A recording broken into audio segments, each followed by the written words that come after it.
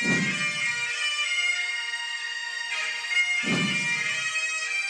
to that piece of lieutenant that's always on his podcast, bash us, him.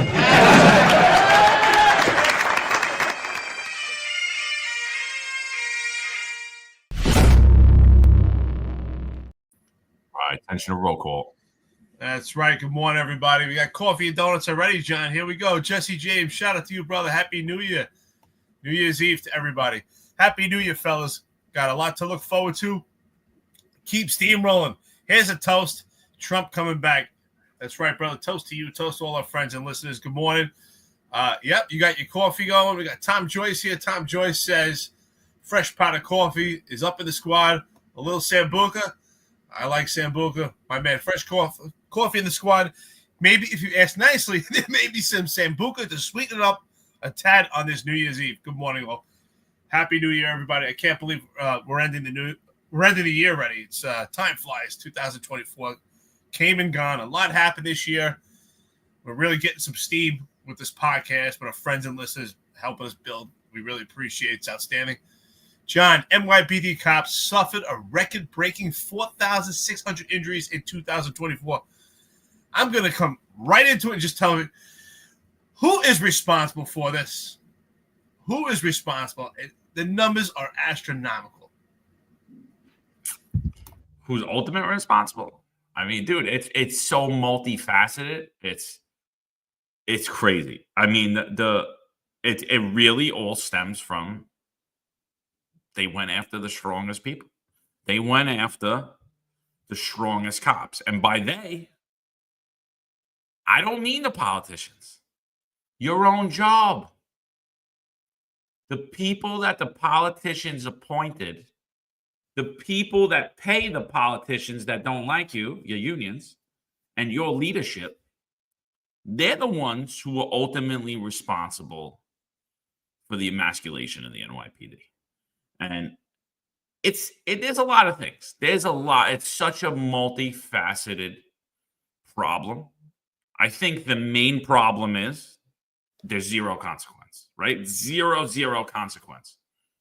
Couple that with I'm not intimidated by any of you, right? I'm not intimidated by any of you. And that's what the feeling is on the street. Sorry, and that's what I think. Like, what are your initial thoughts? Why are cops getting assaulted at ginormous rates? Well, for one, you can point right to this administration, and you can see the downfall of this administration. Zero leadership. Look at the numbers right now. Eric Adams came into office in 2021. Excuse me. Where is the jump? 2021. You can see the numbers from 2021 in comparison to now 2024. In only 3 years, it's pretty much in numbers, not percentage-wise, doubled. It's almost doubled in the amount of assaults on cops. And that is a contributory factor from Eric Adams, your illustrious mayor. Absolutely. Him and his administration are absolutely responsible for the way they're conducting business, the way they're running the police department, and this administration has a major impact and a role on the assaults on police officers because we have inept leadership. There's no support for these cops. Absolutely. And what you're saying is absolutely right, John.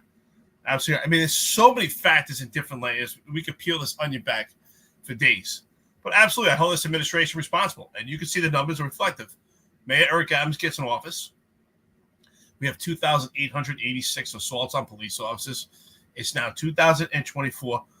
We have 4,600. That's a scary number. And you and I both know, anyone here active or retired for the NYPD, and I'm sure other police departments are similar for our outside agencies, on board, our friends and listeners here. How many assaults are not getting documented? You and I know how commanding officers in the NYPD are very touchy when it comes to these index crimes. So there's numerous facts, of course, but I think it's heartbreaking to see these numbers. But let's go to the major factor, and it's this administration right now, the emasculation of the men and women of the police department. When we say emasculation, we don't mean just men. So John had put out a post. I posted also. There's a recruitment poster of a police officer. And I'm not listen. I'm not picking on him or her. It's very gender neutral. This picture, the police officer is completely out of shape. This is not something that a young man or woman that wants to become an enthusiastic police officer, a cop, does not look at this post and says, "I want to be that." Let's be honest. And I'm not picking on the person. That's the reality. Not fit, not in shape, no chiseled chin, no sense of presence. And that's the first most important thing: appearance and presence when it comes to being a cop. And that picture says a lot. And I wonder if people have seen it. It's disheartening. I mean, so I don't want to pull the picture up because I first of all I feel bad that I retweeted. I retweeted a photo of this kid from NYPD personnel. I did it yesterday, and it was a recruitment. It was a recruitment tweet, but it annoyed me. The photo annoyed me. Like when I saw it, I was like, so I just wrote the words, "A picture paints 1,000 words." And I think you described the photo well. And when I looked at the photo, and again, this isn't a knock on you, but it's the goal of organizations can be told by the photos they post, the words they use, the things they say. Now, in the past, policing, military was a very masculine profession. It was a profession, if you're looking to recruit, you're going to take an image of the type of individuals you're looking to recruit. Muscular, chiseled, young, in shape, maybe a video of people climbing a wall, rappelling out of a helicopter, climbing up a rope, lifting weights, running down up a hill. But that's not what that photo was. That photo was someone that did not have muscle tone. It was very gender neutral. And I'm just gonna be honest. It looked like they were out of shape. And there's nothing wrong with being out of shape. Everyone goes through struggles. I've went through my own struggles with gaining weight and losing muscle tone and all that stuff. We all struggle as we get older, or even some of us young, whatever, life throws curveballs at you and you don't always have time to focus on your own health. But when I'm out of shape, I'm also not, I don't think that I should be the person to take that, to be the face of NYPD recruitment. And that's the target audience, because we say that all the time, right? We say that, we used to recruit and look for people to become police officers, both men and women who were warriors. That was the terminology, people that were ready for battle. And now the terminology has shifted to we're looking for guardians. And now we're sitting here, we're wondering why crime's through the roof, even though Adams is telling you every day that it's not. And we're sitting here and we're wondering why assaults on police officers are at record numbers. And I agree with you, Eric. I mean, we could both sit here and tell time, story after story of someone getting punched in the face, a cop getting punched in the face for no reason, receiving a black eye, and that commanding officer dumbing that complaint down because they did not want to take a felony assault against the PO, even though that was clear as day, felony assault against the PO. How many times has that happened? In today, in Eric Adams' administration? Countless, probably. I don't feel bad talking about that poster at all, because that poster is out there for millions of people to view already. The difference is we're giving an honest and true perspective, and sometimes the truth hurts. So I'm not trying to hurt this cop's feelings, but the bottom line is this cop should look at that poster at all and say, I'm not a representative of what it is to be a police officer, or maybe just kids at this point. And young people don't even know what it is to be a cop, or don't even know what the expectation is, or maybe clearly we don't have the right target audience. I mean, think about it. I think that you put out a clip recently, and I think it's fantastic. It was done by Jordan Peterson, where Jordan Peterson talks about even criminals, they have the mindset to outweigh the risks, outweigh the risk when it comes to committing a crime for the potential of actually facing jail time?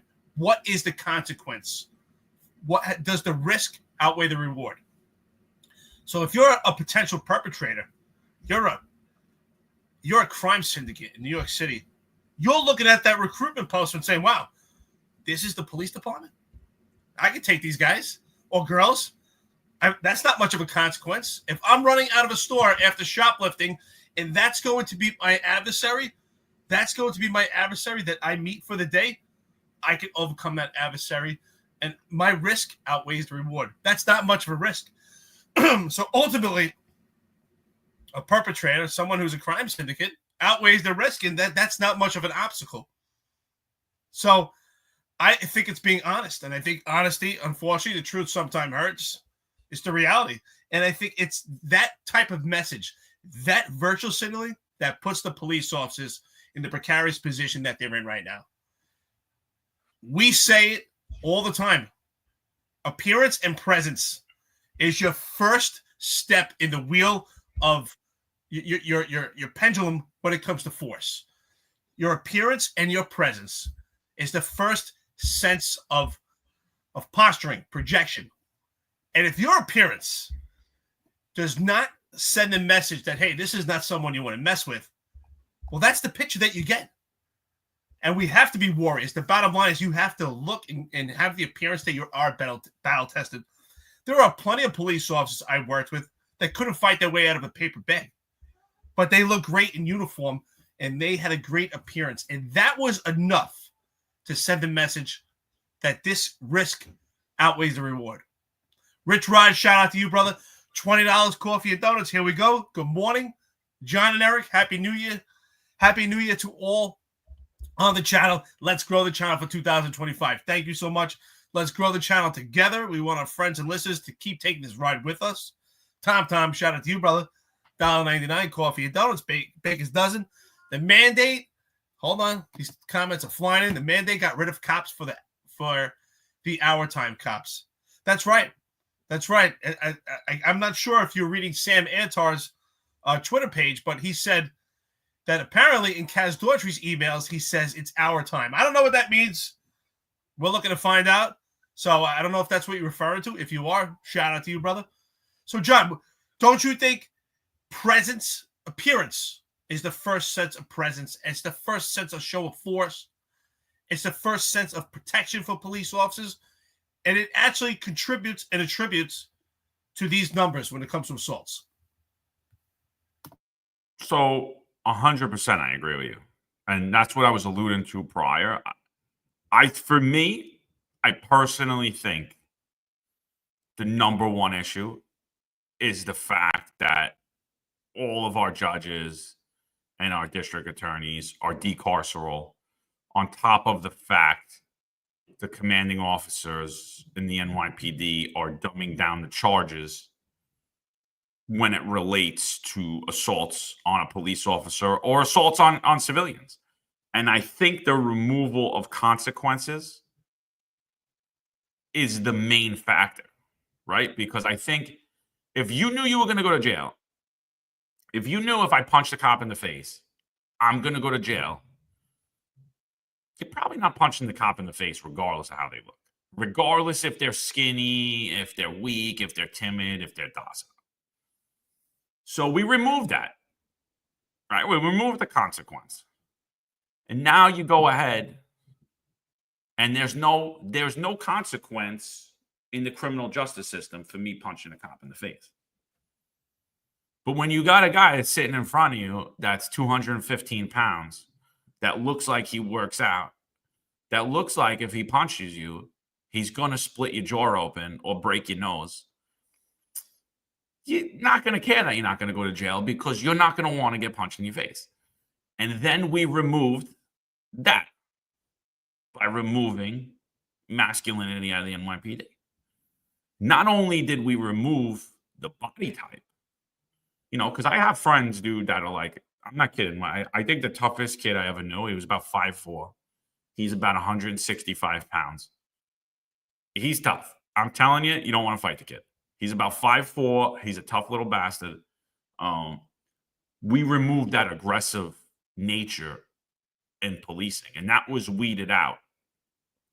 And that took years to deteriorate, but it was weeded out through all of the policy and regulation that the NYPD instituted, and the way that we've put this fear of cops into doing their job by both way of district attorneys looking to prosecute cops for absolutely nothing, and these civilian investigators going after cops, as well as putting people in the Internal Affairs Bureau who have no idea what they're doing, and then being the people to investigate you.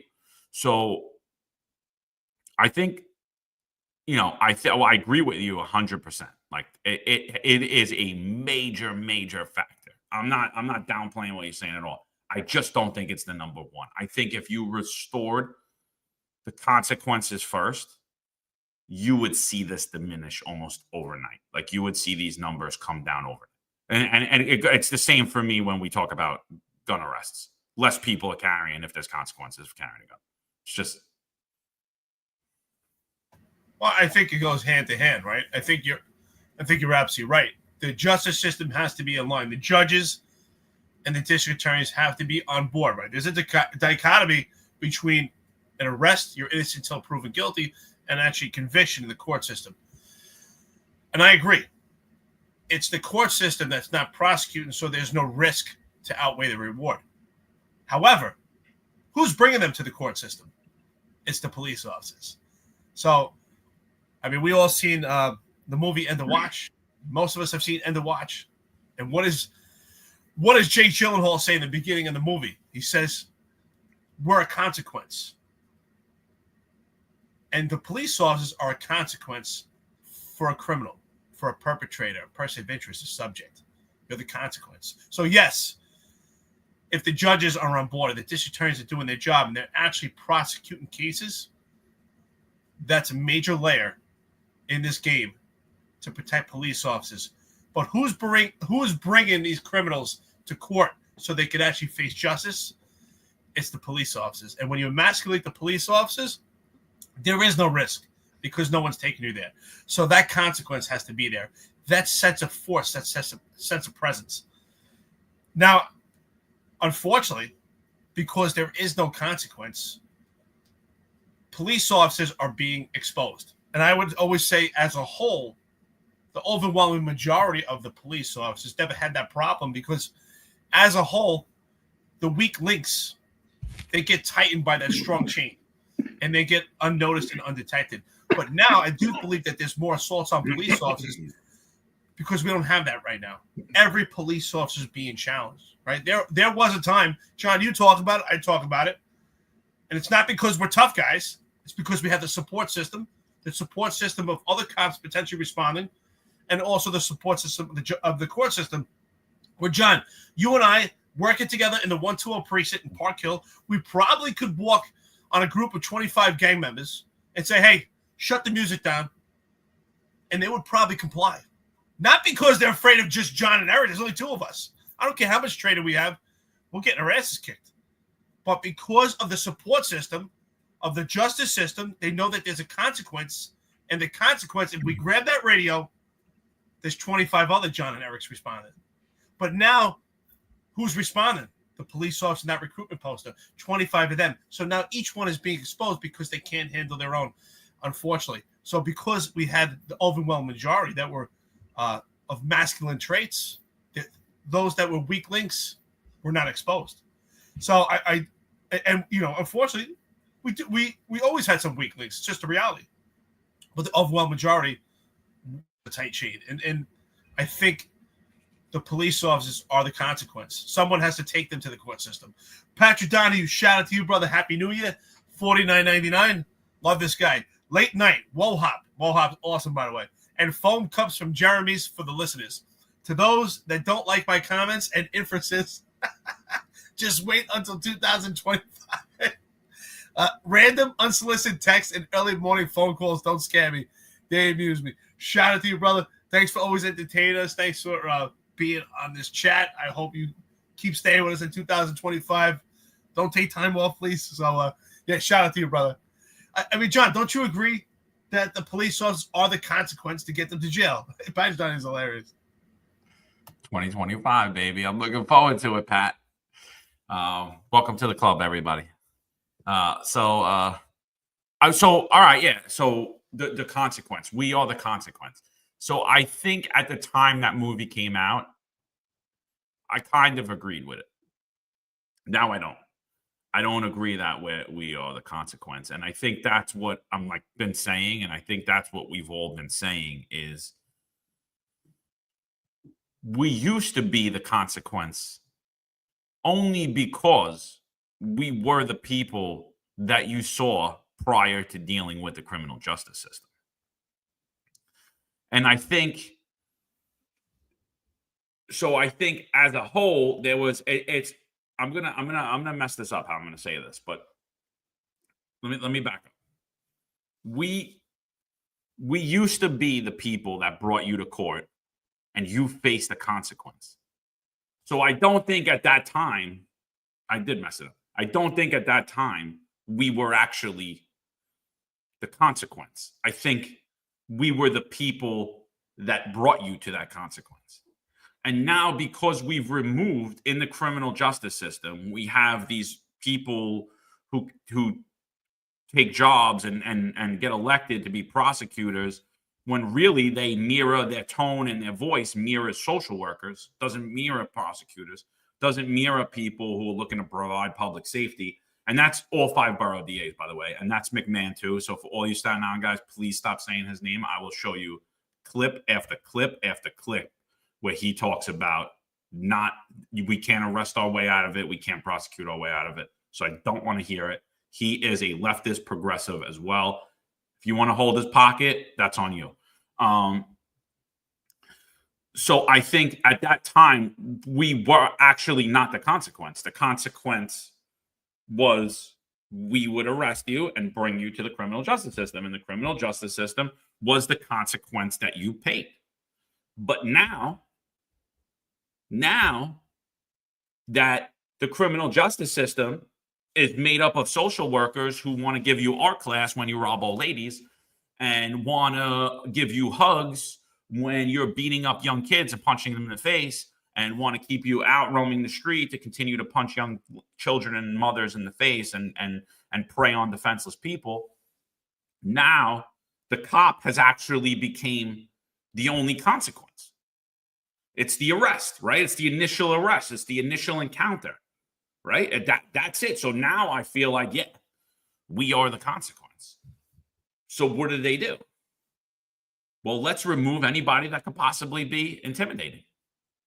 Let's get rid of anyone who could possibly give any type of consequence.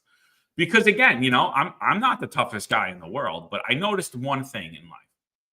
I noticed one thing, that the fact that I'm willing to fight deterred so many fights. The fact that I'm willing and people know it, and people that could probably beat the crap out of me, no problem. Just the fact that you're willing to fight will alleviate fights. And once someone could tell that, like, you know what? Why are we going to do this? Right? And what we see from criminals is they prey on weak people. So now we remove any masculinity, we remove aggression, we remove all of these masculine traits out of the police officer. And now we're not even the consequence. And we're wondering,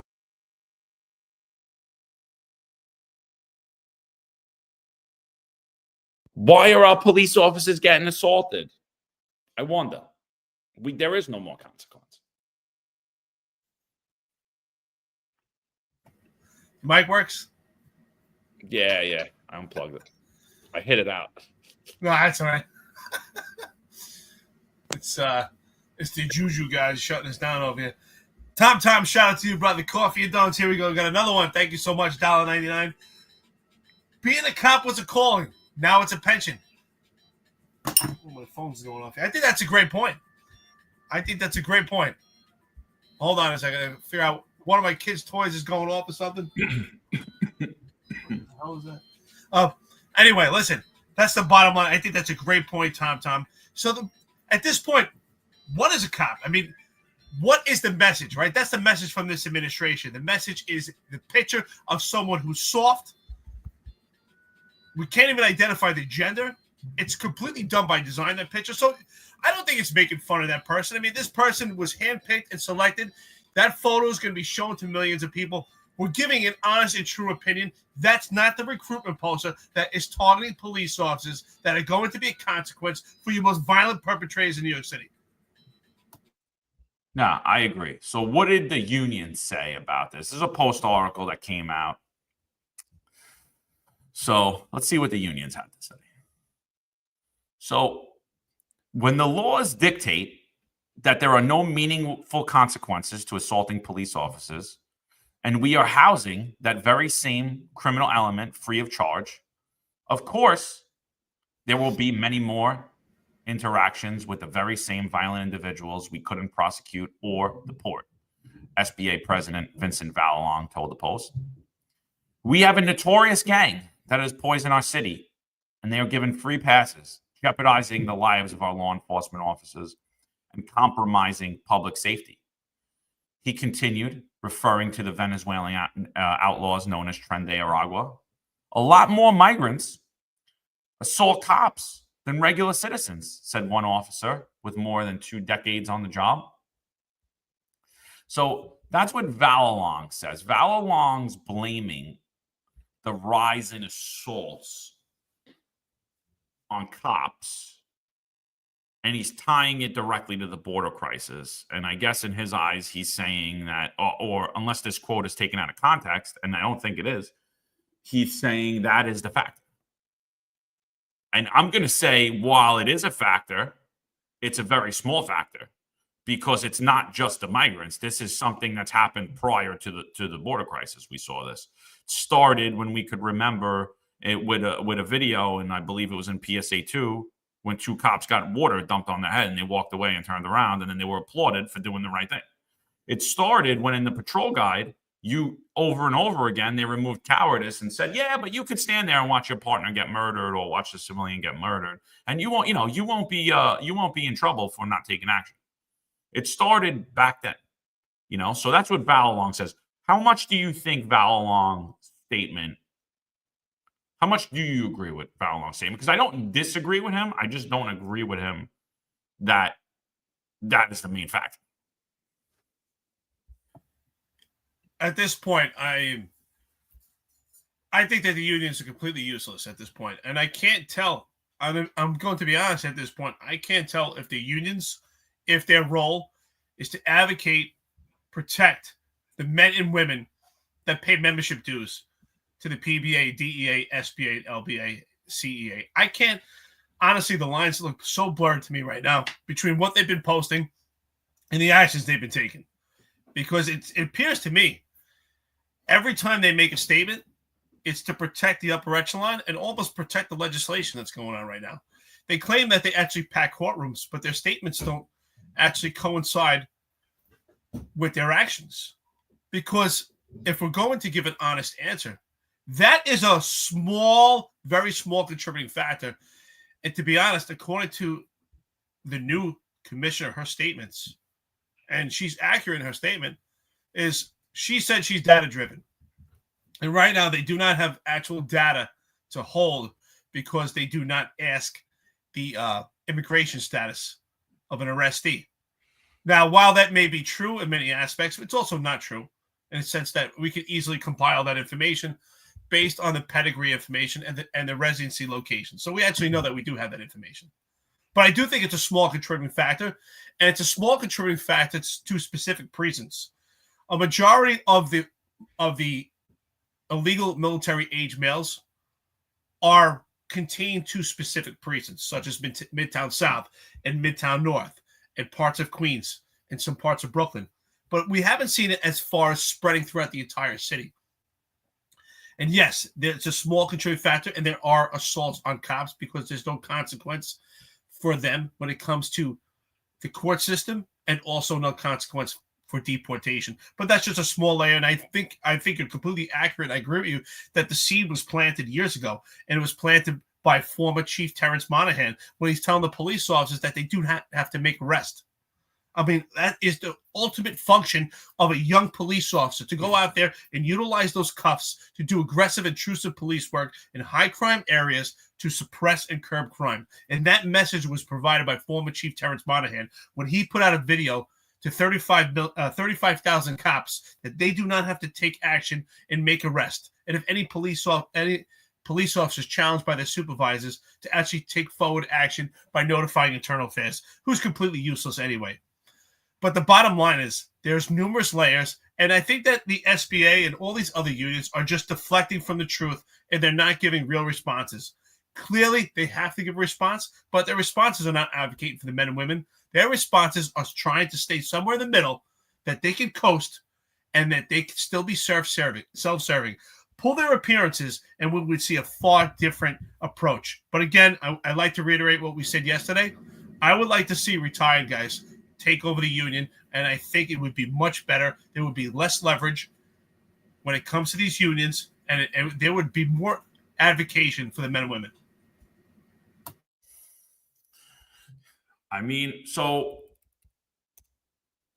I think a lot of, and then everyone's saying, oh, the lack of backing of the police officers. That also is a factor. I agree. I think that also is a factor. The fact that there's no backing, and that again takes whoever's left on the job that was trained in a more aggressive police department, that grew up in a more aggressive manner. That takes the will out of them, because they're like, oh my God, I just want to get my pension now and get the hell out of here, because I don't want to be Juan Perez and get arrested and lose my career because I was put in a chokehold by an emotionally disturbed person and I defended myself. And so I agree that also is a factor. But then now let's go into the factor of the recruitment. We've been telling you on this show for a long time. They go after a certain person. Weak, timid, docile. And it's irrefutable at this point. I mean, the chief of personnel's tweet said it all yesterday. Everybody's cursing me out, sending me nasty DMs and nasty messages. All I said was a picture paints 1,000 words. That's who you're targeting as a police officer. That's what you want. Like, don't lie. That's what you want. You don't want a guy you don't want a guy that grew up in the street. You don't want a guy that's hardened. You don't want that. You want a soft, timid guy. You don't want a guy that works out. You don't want a guy with tattoos. You don't want a guy that could possibly be a consequence. You don't. I'm sorry, And the other thing I'm going to say, and I know a lot of people are going to get mad at this, and I really don't care, because it's just the damn truth of the matter. I see a lot of teams out there. I see a lot of patrol cars. I see a lot of jobs that are responded to, and I just see a lot of women. And I'm sorry. It's dangerous. When I look at a crazy job and I see 6 girls there and no dudes, it's a problem. And then everyone's sitting there going, oh, you're going to say that the police department is gender discriminating? Yeah, that's exactly what I'm going to say. Go back to Tanya Meisenholder's statements. Tell me that this 30 for 30 movement has not infected the New York City Police Department. Tell me it. I'm not saying that there's not masculine girls. I'm not saying there's not girls that could kick my ass. I'm saying overall, when you look at overall, men are more aggressive, men are stronger, men should deal with men. There's this constant, huge movement that everyone is going to agree with when I talk about, right? Everyone's going to agree. Mostly everyone in policing is going to agree with us that men should not step in a boxing ring with females. Makes sense. Makes sense to me. So why do we expect women to go out on the street and fight with violent males where there's no judges, rules, or regulations? Why is one horrible and one's the way forward? Well, you just actually provide the answer without saying it. It's because with the emasculation of the police department, the message coming from this administration, along with the legislation, it's an obstacle where they don't want the police officers to engage with the public. They don't want the police officers to make an arrest. So that's what it comes down to. So they don't want the police officers actually engaging where there is no combativeness, where there is no battles and there's no fights. The ideology that the emasculation of the police department leads to less engagements with the public is a complete farce. A strong presence actually leads to less engagement and less violence because the adversaries think twice. Does this risk outweigh the reward? Am I facing a potential position where I could get myself injured and also face prosecution? Predators, criminals, do not put themselves in position to face adversaries where they're going to have an obstacle and impede them from actually having success of committing their crime. Most perpetrators do not attack women in positions that they're going to have an obstacle and they're going to be faced with violence. You usually look for a woman who's oblivious, maybe looking at the phone. If it comes to a stranger rape, an easy target. And that's what perpetrators do. When they're looking to steal a woman's bag, they'll look for someone who's not paying attention. They want an easy target. They don't want to be faced with an adverse consequence. So this ideology that the emasculation of the department leads to less engagements is a complete farce. It's strong men and women that have that presence that change that consequence, that create that perverse consequence. So I agree, and I've worked with women in my career, and the first partner I had, she was outstanding. I worked with her in the 1-2 precinct, awesome. I worked with many women in my career. I worked with a female sergeant. I worked with many women who are awesome on the job. However, the overwhelming majority of the police department should be men. I agree with you. Sometimes people say, a woman can hold her own in the street with these men. And for the most part, overwhelming majority cannot. But I don't expect them to. I don't expect to see 6 female police officers without any male presence and have to combat 6 male perpetrators. I don't expect them to. I don't expect women, exactly what you said. I compete in jiu-jitsu, and I don't expect women. I wouldn't expect that I step onto the mat and that my opponent is going to be a woman. I don't expect that at all. I don't think it's fair, and we shouldn't expect that in the street also. And I think that the women that are working with their boots to the ground in the police department, in any form of law enforcement, needs to have those masculine traits. That doesn't mean they can't be feminine, but they have to have those masculine traits to be successful doing policing. But the overwhelming majority of the police department should be men. But this is reverse discrimination. We're discriminating against men. When we say 30 for 30 and we refer to men, especially male whites, as knuckle draggers, it's complete discrimination. And we're trying to put women into place, and we're putting them at risk. The overwhelming majority should be men. They're stronger, more aggressive, and that's the bottom line. It's not. I don't think it's being anti-woman. I think it's telling the truth. Yeah, I mean that's exactly how it's been painted. And whatever you want to say, it's fine.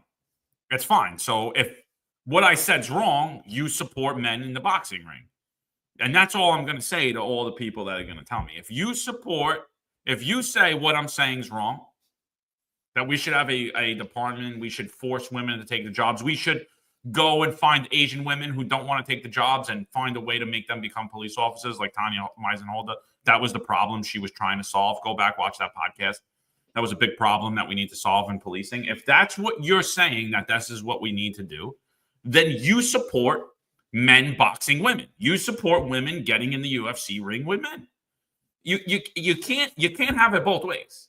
It can't be wrong when we have referees and rules and EMS and all these people there waiting to make this as safe and trying to, they try to make fighting as safe as possible, and now when we go onto the street where there are no rules, where there is no safety, where horrible things could happen, where death is imminent. No, there we need the women. There we need the women fighting women. Sorry, did the makeup of criminals change? No. The makeup of criminals stayed almost exactly the same. Look at our jails. Which ones are full? The ones with women or the ones with men? Who commits most violent crime in this country? Men or women? Okay, so it's men, right? So why are we sending women after them? Has anyone answered that? Has anyone looked at that? Oh, why are assaults up against cops? You know, that horrible video that we played, and I'm not going to pull it up because I honestly it boils my blood. But that horrible video we played where that girl got cold clocked. She got cold clocked and she was knocked out, and the partner was fighting with the guy. The partner did what he had to do, but people on the street were helping her because they were like, oh my God, couldn't believe what they saw. And she was knocked out and she was covered in blood, and blood was coming out of her mouth. You know, that's the result of that. That's the result. You know, you spoke about something here today. You spoke about something here. You didn't speak about it today, but you spoke about this in the past. You said at one point you were attacked. You were confronted by two males, and the guy did something, and you knew there was going to be a fight because the guy grabbed his pants, and you knew that was a sign of aggression. Do you think a female would have picked up on that sign of aggression? Do you think a female would have picked up on any of that? I don't. Unless that female's been in physical fights and grew up in a rough neighborhood, and most haven't, they're not going to pick up on those signs, meaning they're more likely to get cold clocked and not be ready for something violent like that because they've never actually experienced it. They've never actually experienced it in the street. You know, there are things that happen out there, and I'm with my wife, and she has no idea what's going on. And she's like, what's wrong with you? Why are you doing that? You know, and I'm like, why are you talking to that guy like that? And I'm like, relax. Don't get involved when I'm at. You know, we're in Home Depot one day, and I see this guy, bad dude, did a home invasion, tied up a whole family, locked him up a couple of times for different things, drugs, a lot of different things, robberies, a lot of different things. Bad dude. But I'm in Home Depot one day, and I guess he wasn't on a 2-week crack binge at this point. So, but he's a big dude. He recognized me before I recognized him. I'm like with my kid. I'm helping my kid do something. And he comes out of like nowhere. Oh, can I help you? I'm like, no, absolutely not. You can't help me. As a matter of fact, get out of here. So my wife has no idea what's going on, right? And she's like, why are you talking to him like that? And I was like, don't worry about it. Don't worry about it. You know, and women just don't pick up on those traits. That was an aggressive move. That was a move to see if I was intimidated by him, if he could try to scare me. And then once the fear is felt, there's going to be violence. There's absolutely going to be violence. But once people could tell there is no fear and you're ready, or the fear is going to turn to anger real quick, the fear is going to turn into fight real quick, kind of keeps the violence away a little bit. I have daughters and I have a son, and I tell them, you all have superpowers, but different powers. You know, I don't expect my daughters to grow up and to compete with men. I mean, they take part in sports, and I don't expect them to take part in sports with boys. I don't expect it at all. They have their capabilities and they have their limitations. Everyone should know your limitations and your capabilities. And I know the limitations and capabilities of my son. They both have superpowers and they're different. I don't know why we can't acknowledge that. There's nothing wrong with that. And we're not, I just want to make it clear, full disclosure here, we're not saying that there's not a place for women in law enforcement. I'm not saying that at all. I'm not anti-women in law enforcement, but I do believe the overwhelming majority of law enforcement should be occupied by men. Absolutely. And I think that intelligent women that are being honest, that actually take part in policing, would agree. And I think most women that actually they care about their own well-being and care about others would actually embrace the fact that if they have their boots to the ground, that the overwhelming majority are men out in the street. And I'm sure most women would feel comfortable if they're faced in a combative situation with some real violent potential perpetrators, that they would hope that there are men there that have those masculine traits that can keep the men safe and keep them safe as well. Now, don't get me wrong. There are plenty of men also in policing that that couldn't handle a 6'5" perpetrator. Absolutely not. I don't think I can handle a 6'5" perpetrator by myself. You know, I would hope that John, you and myself working together would be able to, you know, two masculine men. I expect two women that do not have the same masculine traits that we have, the same physical attributes. No, I don't expect it at all. But we have to be honest when it comes to limitations and capabilities. But this, again, when we talk about assaults on cops, goes far beyond that. That's a small factor. DI does play a major role. The court system, the lack of prosecution and persecution plays a major role. This administration, the lack of leadership and support plays a major role. The probing of the Civilian Complaint Review Board, the potential for loss of freedom, potential of civil liability. It's all these factors. It's a big, giant stew, and they're all mixed together. And I don't think it's just one piece. Even at this point, if you take one piece out, it's not going to correct it. It will be a step in the right direction. But it's a conglomerate of issues. But for the SBA to actually just specifically point at the immigration problem is not an honest answer. It's a factor in it, but it's a very small percentage in comparison to what we're talking about. And I do believe that image is a huge part. That recruitment poster, I think, John, you were spot on. That was a great post. Shout out to you for saying that. Paints 1,000 words. Now, my response to that was, remember the video Heroes? Heroes, always heroes. I mean, what cop was not motivated by seeing that video when you were at graduation at a promotion ceremony where when they played the music from the movie Gladiator and the background is James Earl Jones narrating it, and what do you see? Which part motivates everybody? Where it's when cops start getting down to business, cop propelling out of a helicopter, cops running in the projects and tackling a perpetrator. That's where it starts to get motivating. That's the appearance of cops. Those are masculine cops. Are they wrong for taking people down? No. We need wolves to take down other wolves. That's the bottom line. We need that. We need that so people can sleep at night. We need strong men and women to be on these streets, not a bunch of pansies. No, I agree. And then the post asked me, like, what's the reason, right? So I said the decarceral approach taken by both district attorneys and judges toward perpetrators who assault police officers is the main driver behind this ever-increasing rise in assaults.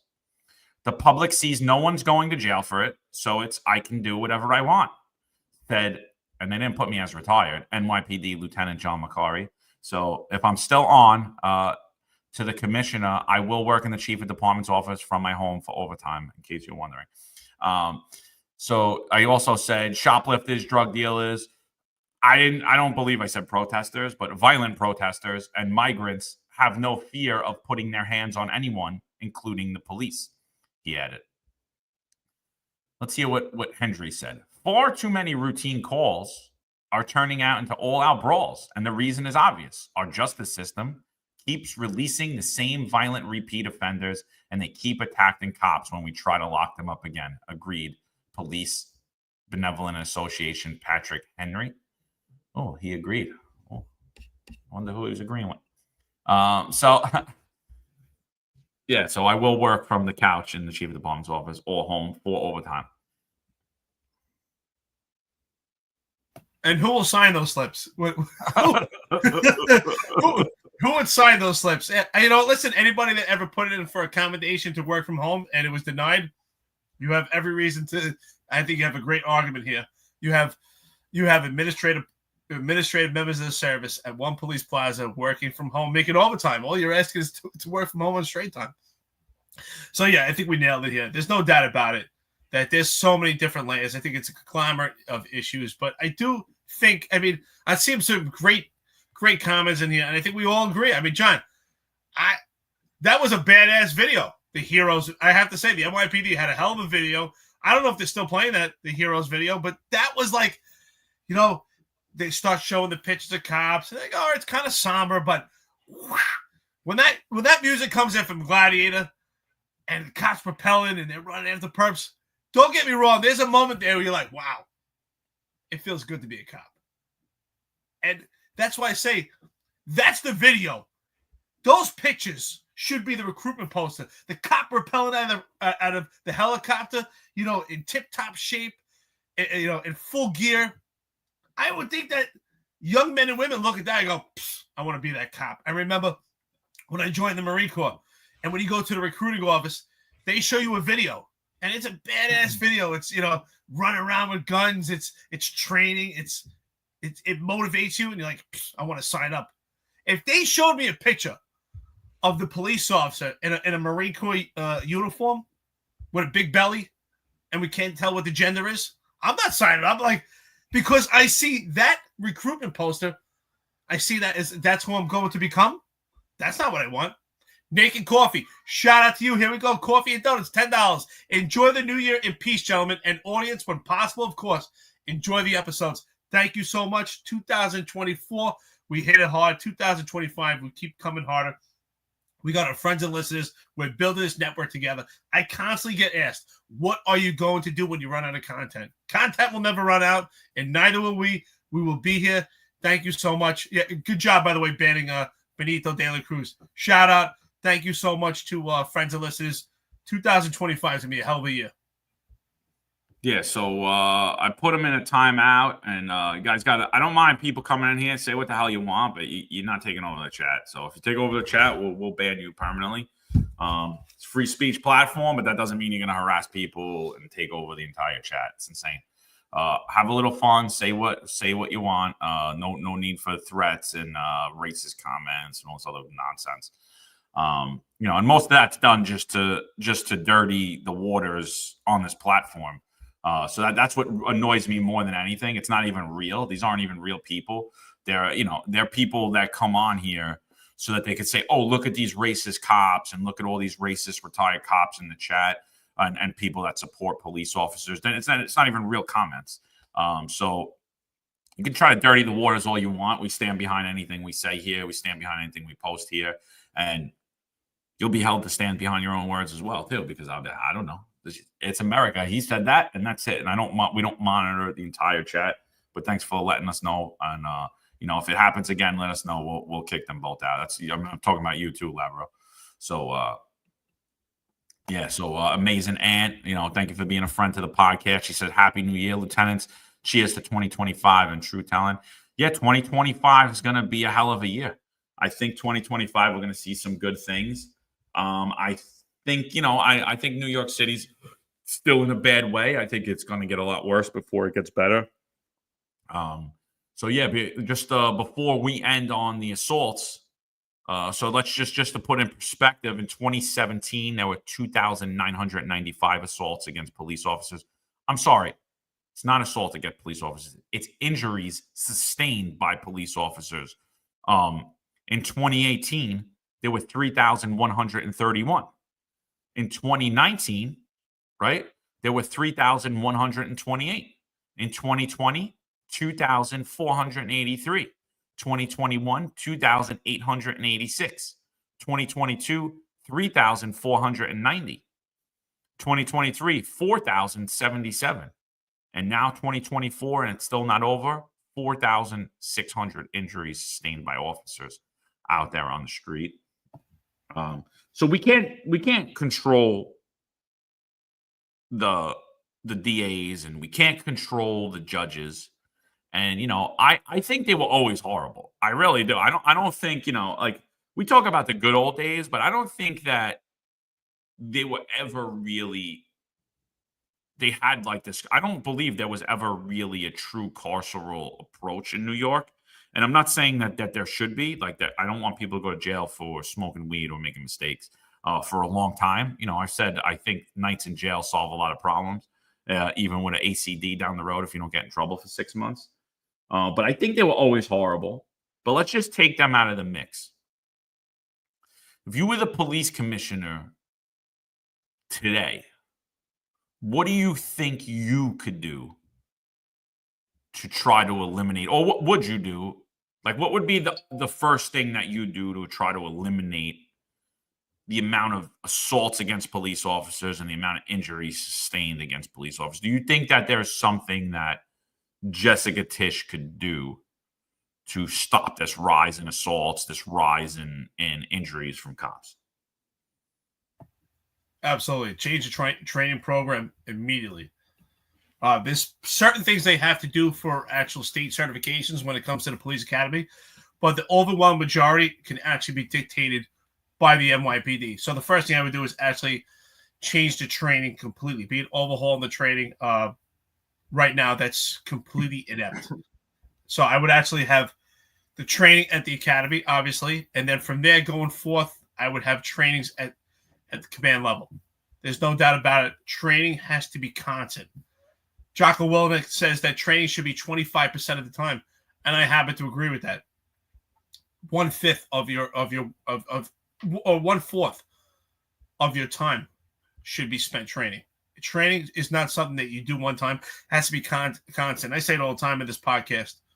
We train on opposite sides of the spectrum. We train for someone that's compliant, and we train for someone that we're faced with a firearm or a knife, something that's deadly, and we're missing what's in between. Training is number one. Training. It would be constant. I would have the most trained police department in the entire world.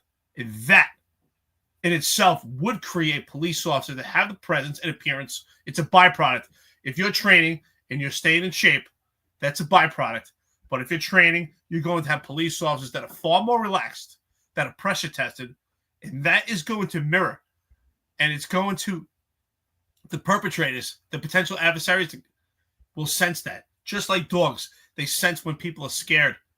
Well, when police officers are relaxed and their anxiety levels are down because they're constantly pressure tested, that will be sensed. And that would definitely alleviate from the amount of police officers being injured or assaulted. Now, what's also alarming by these numbers, John, before you answer on it, what's alarming is that these numbers are far worse than we actually see just by raw numbers. Because if you actually compare the comparison of injuries for 2024 to the manpower of the police department, percentage-wise, the numbers are even far worse in comparison to the numbers that we had before the mandate of 2019 compared to the amount of members of the service in the police department. So I think the numbers are far worse. Oh, 100% the numbers are worse. 100%. But yeah, no, I agree with you, dude. It's two things, that I think the police commissioner could do two things. Well, three things. She could back her cops. She could change the training. And she could change her recruitment process and the recruitment strategy and who they're actually looking for. Because, if we're looking to recruit Pat and, mass dads on here, misogyny is alive and well on the internet. If, mass dad, would you make him for breakfast this morning? I just want to know. I think those are the things that they could do, and they're not. They're actually just buying into this whole woke movement of, we don't want warriors, we want guardians, and it's like, okay, and if this is the way we're gonna go, we want hands-off policing, we want security guards instead of people who are gonna do intrusive police work. This doesn't stop. This goes further. It goes further and further. It's like I said, we can't control the judges, we can't control the DA. As a society, you can control the judges. You can control the DA because you could advocate. You could vote your way out of this. You could advocate your way out of this. You could put enough pressure on the media and on the people that are sitting in these positions to actually do what you believe needs to be done. But I think first you have to understand what's happening. And I think, shows like this and many others are how you can get to understand what's actually happening and why this rise in crime is happening, why this emasculation in the New York City Police Department has happened and other departments throughout the country. And, people are going to sit here and say that we're sexist. I never said that women shouldn't be cops, like Laborough's saying. Eric never said women shouldn't be cops. What we're saying is it should be organic. And the people that go into law enforcement should exhibit masculine traits. The people that go into law enforcement, there should be physical standards for. Rob Nappy, and Happy New Year to you, Rob. He had he was on here. He said it perfectly. Look at the FDNY graduation ceremony. I believe it was last week, or it was even may have been early this week or late last week. I forget when. But the FDNY graduation ceremony. When you look at who graduated out of that class, Didn't matter their color, didn't matter their gender, didn't matter their makeup, didn't matter anything, didn't matter their sexual preference. They didn't highlight any of that. You know what they highlighted? That there were strong physical demands on these people, and they all met them. Everybody that passed that test and is now going to be a New York City firefighter met those physical demands. And when you look at the graduating class of the NYPD, you're like, do they run? Do they work out? Do they talk about hygiene? Like, what happened? Where are we? It's funny, right? I think they don't even realize how important appearance is. Appearance is so important. I mean, imagine you're a perpetrator and you wanted to burglarize a house and you had to hop over a fence to get to the back door, right? You get some information, the back door is open, and you see a sign that says "Beware of dog." And you open that door and comes out a little lapdog. You know, a little lapdog comes out. What are you going to do? You're going to kick that dog to the side and you're going in. But if you open that door, you know, and a King Corso came to the door, or some big Rottweiler or a giant pit bull, you're closing that door. You're not going in. So appearance is so important. Appearance and presence is the first step in providing force and posturing. Because when someone sees a strong masculine police officer at a door, they're thinking twice. But if they see someone they can get over on, then they're going through. And that's my point. That's my analogy. Tom, shout out to you, Coffee and Donuts, spot on. Why no overweight 19-year veteran Marines? Why? You're absolutely right. You know what? Shout out to Sergeant Major Chinchetta, one of my sergeant majors. Unfortunately, he recently passed a few weeks ago. This man was amazing. I'll never forget, in his late 50s, he was running 3 miles in about 16 minutes. Phenomenal. He was in phenomenal shape, and he was fierce. We were terrified of him. But you know what? He molded us. And, you know, and I thank God for it. I remember back then, like, oh, my God, this guy was tough on us. But you know what? He set the example. He set the tone. He was sharp. He was in tip-top shape. And you know what? It molded. And it resonated to everyone else. So, you know, God bless. My condolences to him and his family. And honestly, I thank him for that. It was so impressive. I could never beat him. It was unbelievable. So, yeah. You don't see overweight Marines. You know, it was so important. You know, in the Marine Corps, if you're interviewing for a board or promotion, they always want a picture of you in uniform because presence is important. So, all right, let's get off the topic of assaults. Assaults are up because this is what we've bred into the New York City Police Department. Beat us up, do whatever you want. Laws protect the criminals and hinder the cops. So we've all been saying that forever. We don't need to listen to Jordan Peterson tell us that. It's really not a hard solution. There should be consequences for action. So yesterday, retired, I believe, Deputy Inspector Corey Pegues has a podcast called Corey's Corner. And New York City Mayor Eric Adams went on it, and they did a little Instagram Live. I thought it was hysterical. I don't know who got to see it and who didn't. We have a little bit of video play of it. Eric, what were your initial thoughts about it? What'd you like? What'd you think? Like, what were funny moments for you, or what was like things that stood out to you? Well, the whole thing's hysterical because I said to myself, I can close my eyes and I can envision what he's going to say before he says it. It's so predictable. But I will say this. Shout out to Corey Pegues. I don't know him personally. I had an interaction with him on social media. I thought he was extremely professional. And despite the fact that I know he acknowledged that they have a friendship when Eric Adams made his inception as mayor. And I think that Corey was very professional. And I like the fact that he didn't challenge the questions in a sense that he didn't argue them. He let Eric Adams answer, and he let the answer tell a story. So I think you, as the viewer, get to make the determination. Is Eric Adams telling the truth, or is he being a mass deflector? So I think shout out to Corey Pequise for asking some good questions, some pointed questions, keeping it professional.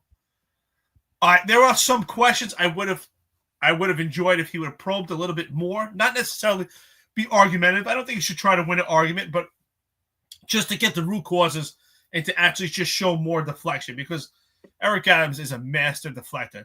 But I think we should play it and really break it down, because there is a lot of valuable information there that you're like, wow, the comparisons that Eric Adams makes, okay, and the deflection that he does. And Eric Adams, honestly, you could ask Eric, hey, Eric, is the sky blue? Well, you might say it's blue, but the sky is really gray, and today it's so beautiful. He is a master deflector. Jill Morrison, shout out to you, $9.99 coffee and donuts. Merry Christmas, John. Happy Hanukkah, Eric, and Happy New Year to all of my brothers and sisters in blue. You guys are 100% correct. I was a big advocate of being fit on the job, men and women. Yes, thank you so much. Absolutely. You should want to be fit anyway. The bottom line is, if you're fit, it definitely correlates to your mindset. They go hand in hand. There are less injuries sustained. God forbid you are assaulted or you are in a situation where you're chasing a perpetrator. If you're in shape, your body's going to heal better. It works better for mindset. So, Jill Morrison, shout out to you. Thank you so much. We appreciate it. John, just before we actually break it down, but what is your overall thoughts? What is the theme of that interview?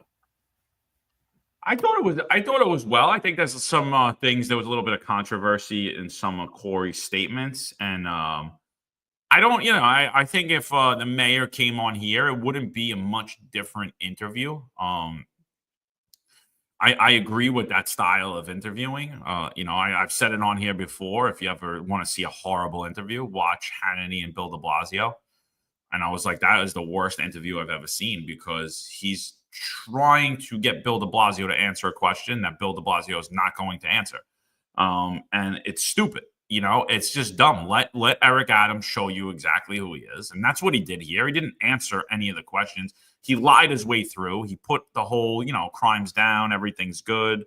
Everything's good. My administration's great.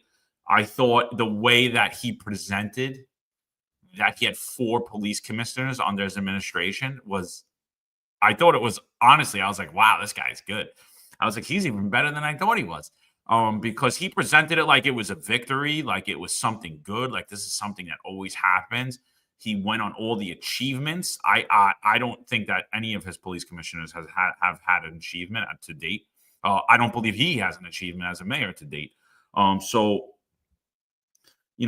I watched the interview, I wasn't really annoyed about it. I kind of enjoyed it. I thought it was good, and I didn't expect Eric Adams to actually answer a question. And I don't think he did. And he made some ridiculous claims, Adams. And I'm like, it's wild. So I don't have the whole video. I mean, and I don't think we could play it. The lives disappear. I just have a snippet. I have to break the whole thing down. But he talks about that crime's down. He talks about how great he's doing and crime's actually down. And then he goes on to talk about the 4 police commissioners and how great they all are and how they could have all stayed the whole time. And it just made no sense to me. I was like, but when you're listening from the outside, if you're not really critical of the administration, or you don't really know what's going on, it sounds good. And that's why, he preys on low information people, and he does very well on it. Like, what would you think about his statement about the 4 police commissioners? And by the way, shout out to Jill Morrison. Jill was always in shape when I knew her on the job, working out, big advocate for being fit. Shout out to you and Jill. Happy New Year. And, God, good blessings in 2025. God bless you and the family. But yeah, what'd you think about his statements on crime and the 4 police commissioners? When he started, first of all, when he was talking about crime, he started contradicting himself, because he was talking about a crime problem, but at the same time, he was talking about crime being down. So I couldn't stop laughing. I really said to myself, I can close my eyes and I know exactly what he's going to say. Because Eric Adams' playbook is so obvious. He is a master deflector. He never actually answers the questions. But I was amazed at his response. I couldn't stop laughing when he said about the police commissioners. You had 4 police commissioners. Like, the first one, Keech Insel. Can you believe we never had a black female? Like, She could have stayed all 4 years. And then Ed Caban, he supported, he was pretty smart in how he articulated how Ed Caban became the police commissioner. He said he was overlooked. And he was passed over 2 times. So he actually took it upon himself to elevate Ed Caban to where he should be. And Ed Caban could have been the commissioner for 2 more years. He doesn't know why he stepped down. He has no idea why he stepped down. He totally evaded the fact that he's completely under suspicion. And he never said the fact that he's the one that actually told him to step down. I mean, why did Ed Caban step down? Because Ed Caban stepped down. You should step down also. That's why he's smart in the sense that he's a moron, but he's smart. He was smart enough to say, well, I don't know why he stepped down, because if he says he supports him stepping down, well, then Eric Adams should step down also, because he's not even just under suspicion. He's under indictment, which is far worse appearance than Ed Caban. And then when he talked about Tom Donlin, he was smart in this. You all right? How you feeling? Get beat up here. But he was smart when Corey said, was Tom Donlin vetted, as the interim police? He goes, see what you said? Interim, because they're vetted, but he was the interim. So basically what he's trying to say is he wasn't completely vetted, because he was the interim. And just his response are just massive deflectors. I think you're right. He targets low information people that are not really delved into, people that are busy in their lives. They really don't understand what goes on with the police department, and how could they? But we understand the inner linings of the police department. Just all out lies, massive deflector. For him to say that Ed Caban could have been the commissioner for 4 years is ridiculous. Keishan Sewell could have been. No, Keishan Sewell left on her own. You didn't even remove her. Tom Donlin, within 2 weeks of him being the commissioner, he was already being probed by the FBI. And now Jessica Tisch. I think he is a master deflector. He never actually answered the questions. And they're just not honest. They completely lie. Yeah, and I thought the one question that had to come up. First of all, I don't like that he didn't talk about the mandate at all, because they talked a lot about COVID and the COVID crime spike. So how are you not talking about how he was like the administrator during the majority of it, right? So during the majority of the mandate that highly affected both crime and business in New York City. So I think he missed there. But the other thing he missed is, how are you sitting there and high-fiving about Ed Caban? Yeah, great guy. And we're not going to mention the fact of why he left or the scandal that he's enthralled in, And I thought that was a major fail on Corey's part. I thought, I liked the majority of the questions, but that was one question that I was like, how don't you ask about the scandal? What are your thoughts about it? What do you think about him stepping down? Could he have stayed through the administration? Which Eric Adams like, yeah, he could have stayed, but he just wanted to leave. But why did he want to leave? They never elaborated that. They kind of skipped over it. So I thought that was a huge fail. The other part I thought was hysterical is he goes on to Kaz Daughtry. He goes on to Kaz Daughtry, and he compares promoting a cop who made it to the rank of first grade detective by driving a chief. Right? What was his assignment? His assignment was Jeffrey Madry's driver his entire career. And correct me if I'm off base here, but that's what it was. His assignment was that. So he made it by way of cop to first grade detective by driving Jeffrey Madry. And then he gets promoted to deputy commissioner. So he compares him to Jack Maple. The Comstat Center in One Police Plaza is named after Jack Maple. Jack Maple was a lieutenant in the New York City Police Department, so he was a supervisor.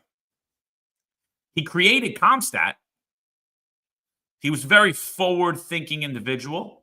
He was one of the masterminds behind how we police today and how we do targeted police work. When before the consensus was police really don't affect crime. They just there to sweep it up. So I think he was a real innovator on the job, and he was a supervisor. And then he was promoted due to his actions. And he makes the comparison of Kaz Daughtry to Jack Maple. And I just thought it was outlandish. And, Corey, again, doesn't give his real opinion on it or anything. He just asked him. And and again, like I wouldn't push on questions, but I would definitely give my opinion on some statements. That was one that I would say. I thought that was. I was laughing. I was like, I was like, this is a joke.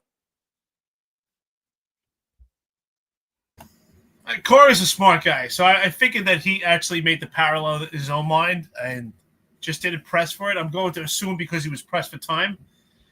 But there was, like, as I said, there were some questions I thought they were good, they were pointed, but they could have been probed a little bit more. Not necessarily create an argument, but just point a little more in depth. Like, okay, Ed Caban stepped down, but let's talk about why. He's under suspicion, this racketeering scheme. What do you think that it's necessary for him to step down with the appearance, or do you think he should stay in place? And I think that one, I do think Corey balked. And I'm going to assume because Corey and Eric Adams are friends. Maybe he didn't want to go there because that puts Eric Adams in a position. If Eric gives an honest response, then the answer Eric Adams should step down. Now, when it comes to creating a parallel from Kaz Daughtry to Jack Maple, I think is completely insane. I think it's an insult to Jack Maple. Jack Maple was intuitive and innovative when it came to CompStat. And CompStat is not something that only was adopted, and the birth of it was by the New York Police Department. It's used by the entire nation. So the majority of big cities in the nation adopted the CompStat style, and the inception, the birth of it, came from Jack Maple. So to me, the parallel between Jack Maple and Kaz Daughtry, I just think is a complete insult. And it's just even without those factors, I think you're absolutely right. Jack Maple was a lieutenant, so he did pass 2 civil service exams in comparison to Kaz Daughtry. And Kaz Daughtry wasn't actually doing investigations. And according to him, Kaz Daughtry has the drone program, but Kaz Daughtry did not create any of this technology. He wasn't innovative in a sense. He's just the one that's pushing it out. But he says he loves Kaz Daughtry. It sounded very personal to me, which leads to the nepotism that we always talk about. I love Kaz Daughtry. Oh, I love Kaz Daughtry.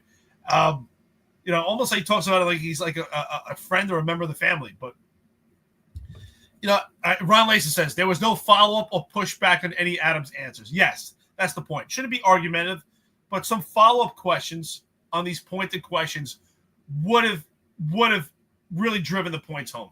But it would put Eric in a position where he has to tell the truth and make a comparison to himself, to these commissioners, to himself, to Kaz Daughtry, and to himself, to what's going on, and take responsibility in the point of leadership. So the question is, did he not ask those because he's pressed for time, or he didn't ask those because of his friendship with Eric Adams? I'm not sure.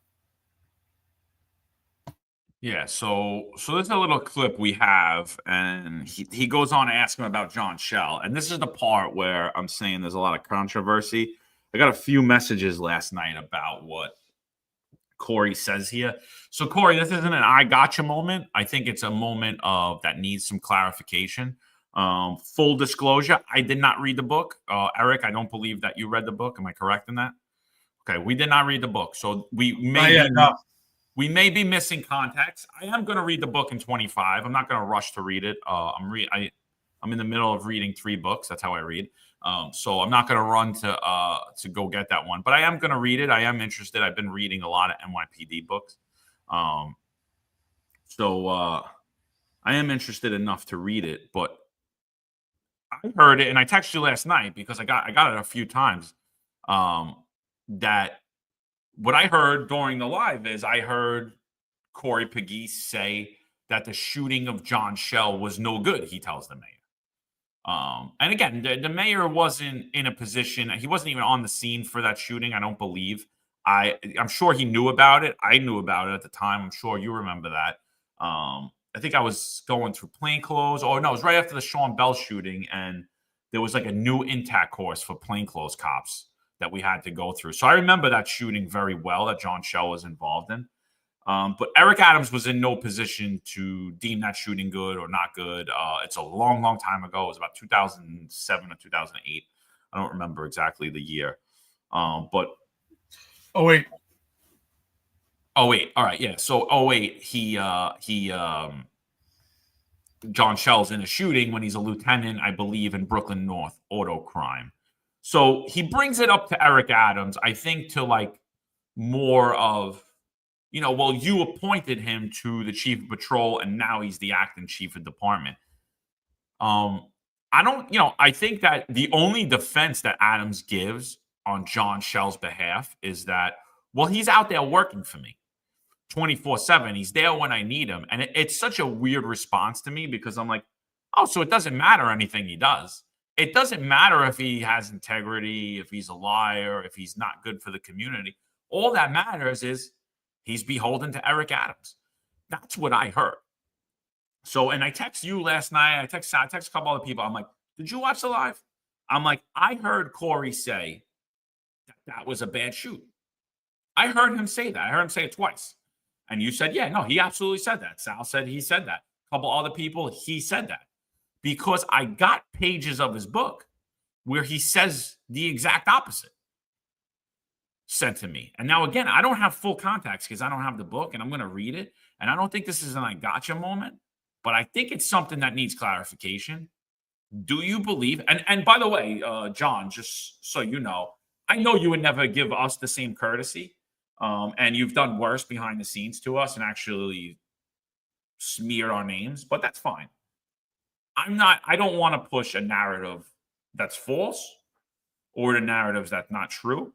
I gave my little analysis on Twitter where I said one of the things that Corey said was your shoot was not good. And I just want to be factual in what I put out there, unlike the stuff that happens behind the scenes with you guys when you say my name or Eric's name or Sal's name. I don't want to put out stuff that's not accurate.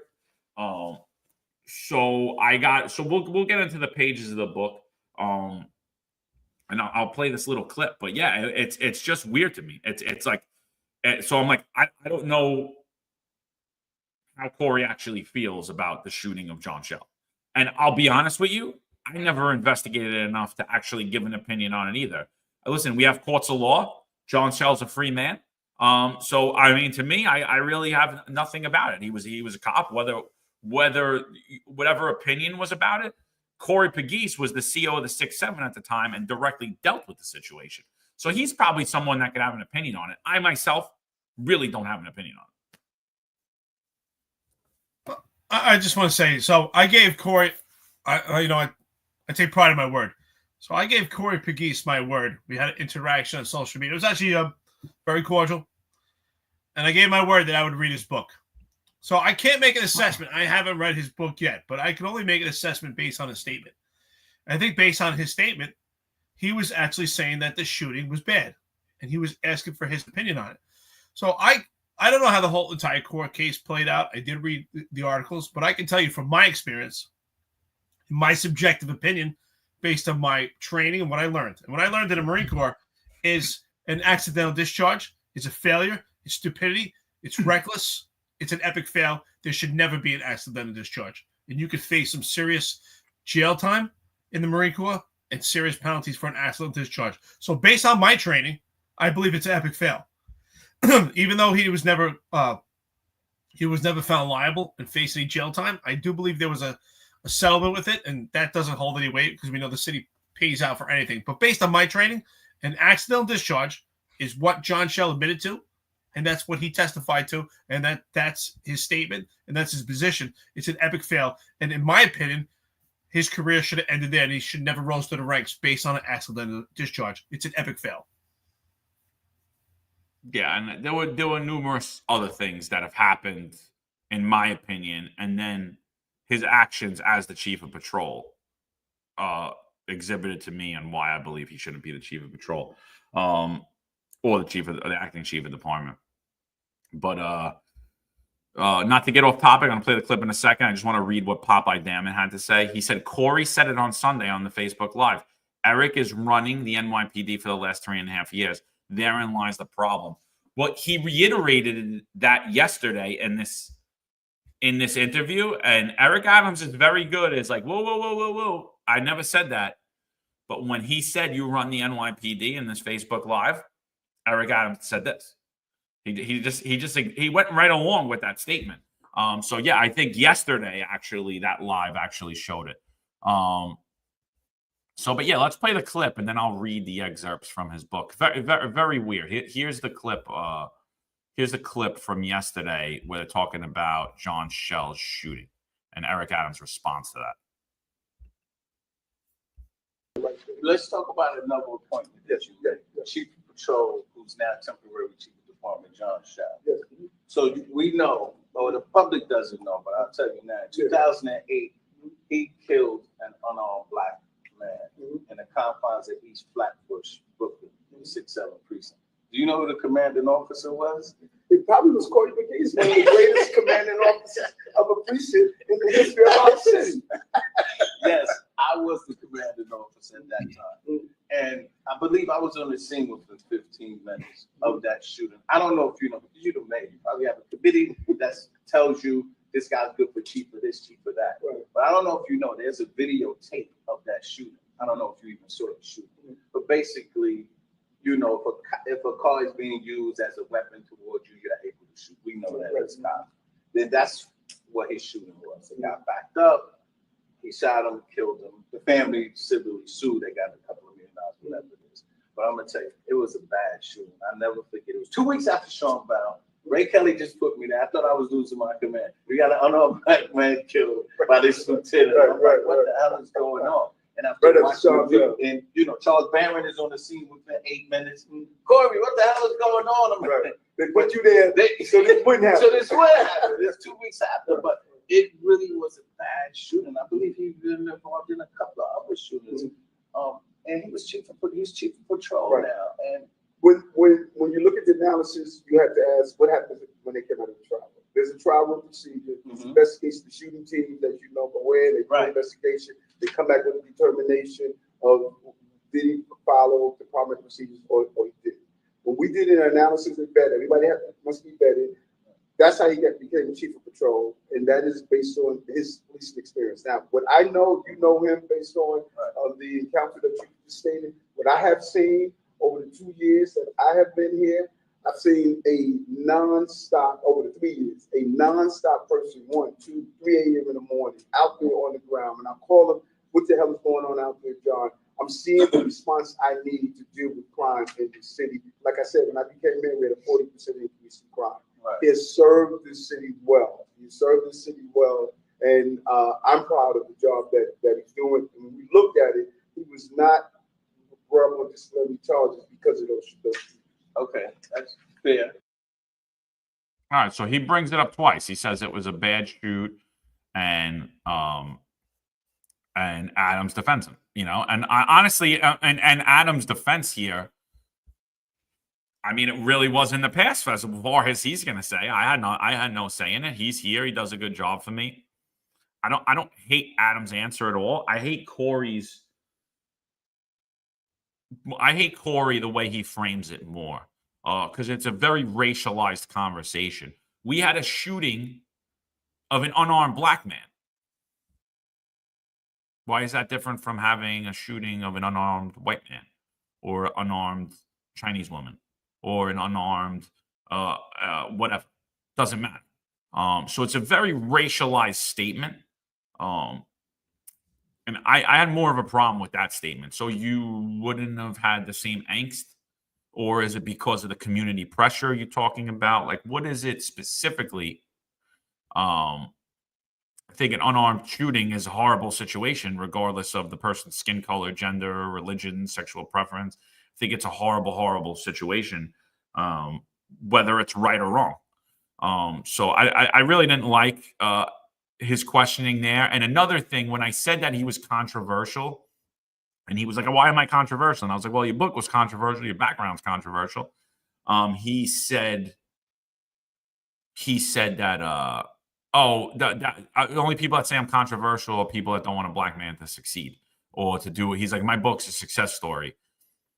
I don't care what color anybody is. I mean, so I just hate the whole racialized component to the conversation. That annoyed me a lot, and it annoyed me when the mayor did it too on here when he said, what did he say? He goes, anyone that's saying that I can't run the city, anyone that's saying that I can't run the city is saying we can't run the city, meaning that we're saying that black people shouldn't be in positions of leadership. And I went on the live chat. I said, no, actually, what I've been saying is you can't run the city, not anyone else. You know, so like, so I don't know. What'd you think about that whole segment? Eric Adams' response, Corey's questioning. 2008 was an epic fail. I don't care if you shot a white man or a black man or what color he is. The bottom line is an accidental discharge is an epic fail. And I believe if you have an accidental discharge and you take the life of another, your career should end right there. I'm not saying you should be terminated, but your career should end. You should have to resign, vest out. No longer can you be trusted. It's an epic fail. You took the life of another with an accidental discharge. An accidental discharge is complete negligence. It's stupidity. It's an epic fail. That's the most important thing, to take pride in your firearm, to make sure that you always have the finger off the trigger until you intend to fire. That has to be the most important thing in training. God forbid you fall. God forbid you get startled. So you don't take that. So you don't put your finger on the trigger. It takes 1/8 of a second to move your finger from the barrel to the trigger, because once you fire a bullet, you can't take those bullets back. It's the most important thing. I mean, is it an amazing responsibility to have as a police officer? Yes. But I think his career should end right there. And just because someone does not face consequences and the law permits them to take such action, or the rules or policies permit such action, it doesn't make it morally right. And John, you and I speak about this on prior episodes. We talk about it offline. There are many situations we talk about, police stories that we have. I'm sure active retired members that are here and other police departments throughout the country. And you think about the course of your police career, and I'm sure there's many times you could have been justified to use your firearm in numerous cases, and you would have been justified. But does that make it right? Should you use your firearm in every opportunity that you can? The answer is absolutely not. Just because the law permits it and the policy doesn't mean you should. Doesn't mean it's morally right. So, and I think this is the case where he talks about vetting your commissioners. Well, your chief of patrol should be vetted also. It should have been something I looked at and said, yes, there's a lot of controversy behind this. I wasn't there in 2008. But let me do my homework on what do the experts think about an accidental discharge? And experts with firearms will tell you an accidental discharge is complete negligence. It's an epic fail. And should we have somebody like that at the chief of patrol? And he doesn't really answer the question about what happened then. He talks about how he's operating now. And it's a clear indication to me, though Eric Adams wants to make everyone believe that the commissioners are running the job, he's run the job. He says he calls John directly. What's going on here? What's going on there? So to me, that's an indication that he's the one that's actually run the police department. And I do listen. I think Corey's intelligent. I know there's a lot of grumbling. Some people say he's a thug. Some people say he's not. I'm not going to make a judgment. I know supposedly has a thug life tattoo. I don't care. It could be art. It could be a sign of being a former gang member. I don't know. I do believe people deserve a second chance.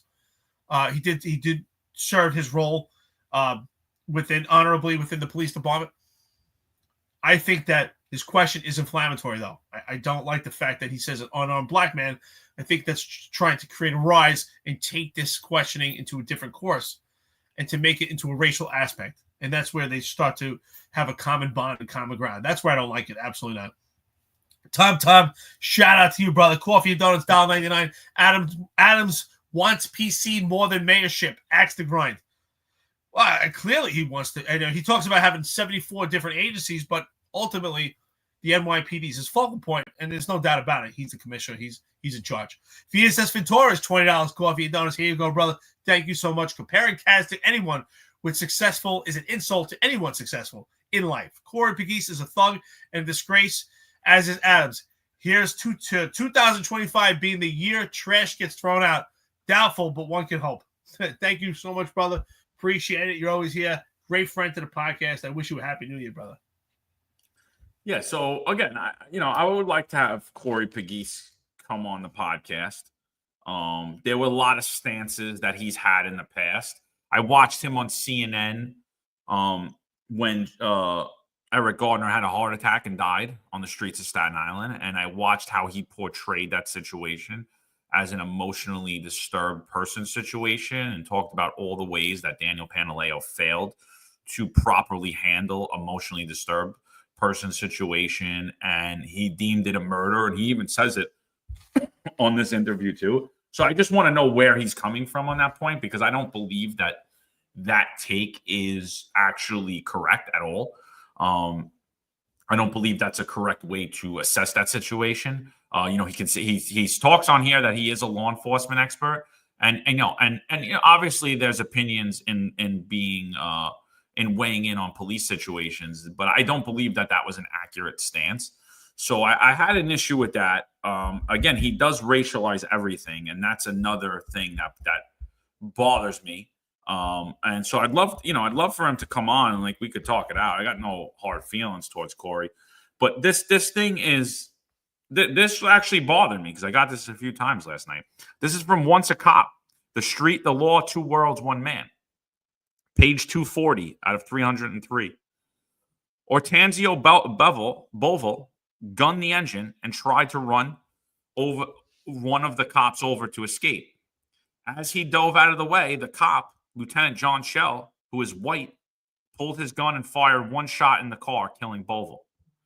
I raced to the scene as fast as I could. It was bad. I had a white cop and an unarmed black man, dead as a doornail, in the middle of Remsen Avenue in the August heat. With the night starting to fall, an angry crowd was gathering around the police tape. You effing killed him. Effing Sean Bell, mother effers. All I could think was, this is how riots start. My phone was blowing up. Charles Barron, the city councilman, the local watchdog on police abuse and brutality, he was all over me trying to get answers. I couldn't believe it. I'd spent 15 years working my way up, trying to make things better between blacks and police, and now I was going to be the one hung out to dry because of another controversial shooting.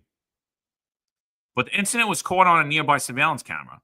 NYPD guidelines say you can't shoot at a vehicle unless that vehicle is being used as a weapon against you or someone else. When you looked at the tape, it clearly showed Boval in a stolen car trying to run the lieutenant down, and the cop firing his gun as he was being knocked to the ground. Borvel also had a rap sheet a mile long. More than a dozen arrests for robbery, assault, and weapons possession. I hate the phrase good shooting to me. There's no such thing as a good shooting. Anytime a cop has to use his gun, it's a regrettable incident. Could the cop have jumped out of the way without firing? Maybe. But in the messed up jargon that cops use, this was a good shooting. It was legally justified. When Charles Barron saw the video, he even admitted as much.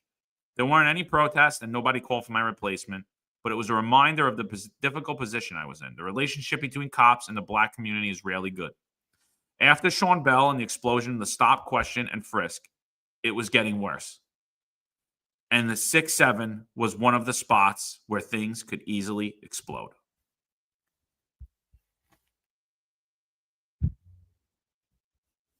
So, John, clearly, like I said, I gave Corey my word. I had an interaction with social media. He said he would come on the show. He did ask if I would read his book, so we have an understanding of his background before he comes on the show. And I agreed to it, man of my word. So when I get a chance after the holidays, having family, I'm going to get his book and read it, and we'll have him on the show.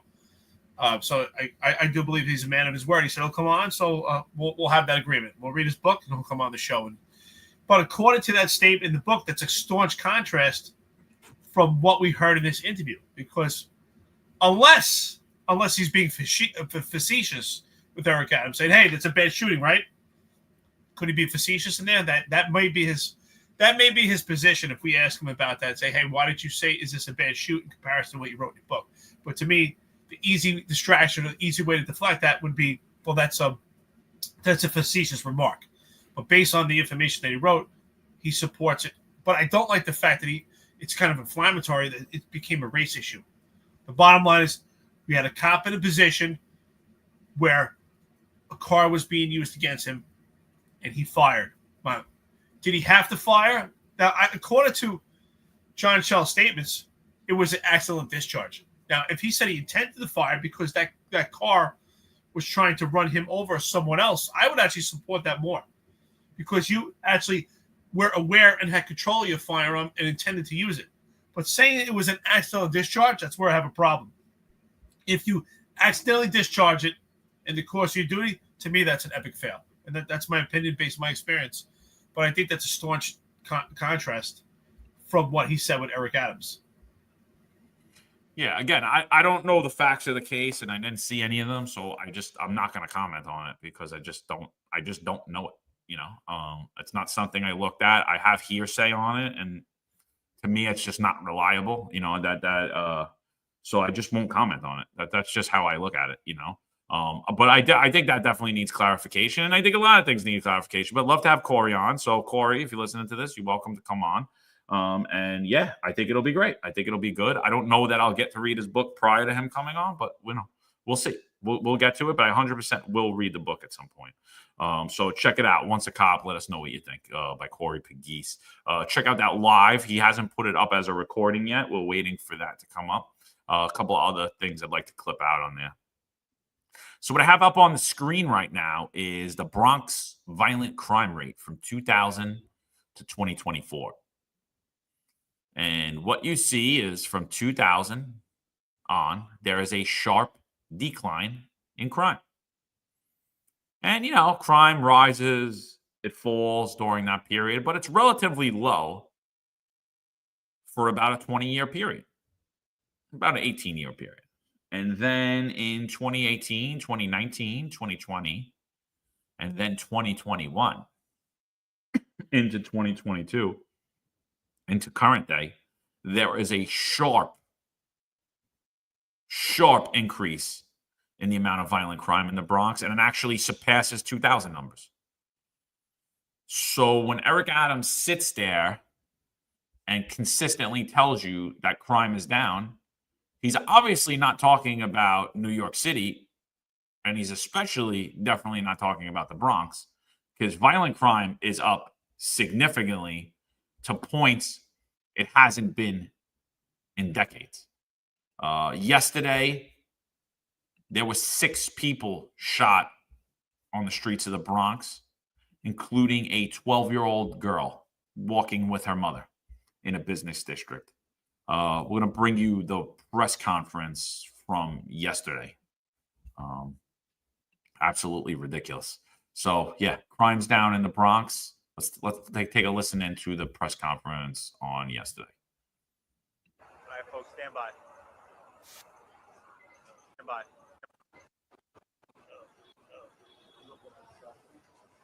Ready? Good evening. Tonight, in the Gun Hill section of the Bronx, we had a brazen and heartless attack by 2 shooters that opened fire in the middle of the street and into a crowded convenience store, striking 6 people, including a 40-year-old mother and her 12-year-old daughter that were used as shields. The mother used as a shield by the intended targets of the shooting.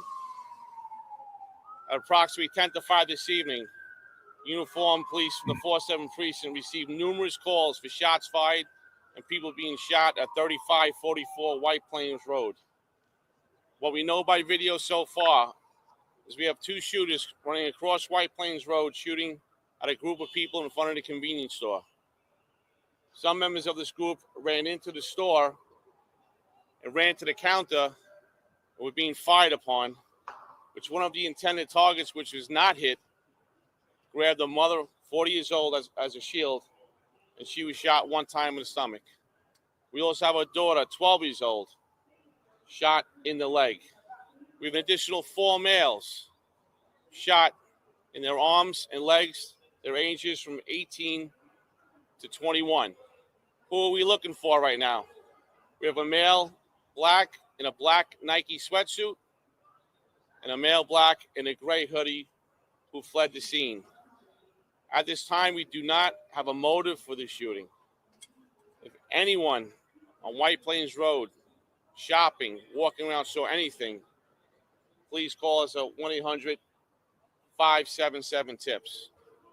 1-800-577-TIPS. And like I said, a brazen and heartless attack on innocent New Yorkers and cowardly intended victims who used a mother as a shield. With that being said, I'll take any questions you might have. All right, I'm going to have questions. I'm going to start with 1010 West Maryland Buckley. No, this looks like a targeted attack of someone in the group in front of that store. And the detective bureau will find out who that was. We're going to move to WCBS, Naveen Dhaliwal.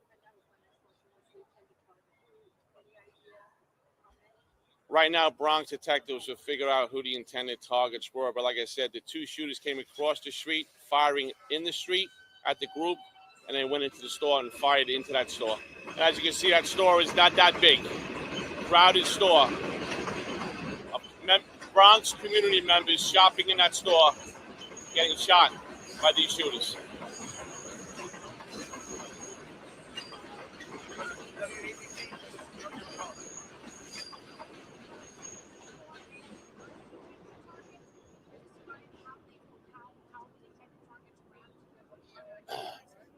So if you can imagine, mom and daughter are up against a counter, and the two intended targets come in and bump into them, and then turn the mother around as they're being shot at.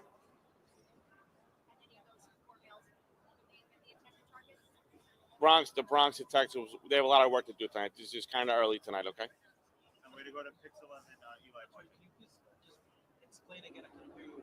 So the mom was using the shield by one of the shooters, or just When the mother and daughter are at the counter, the intended victims run into the store and they bump into them, and one of them turns the mother around and she gets shot in the stomach.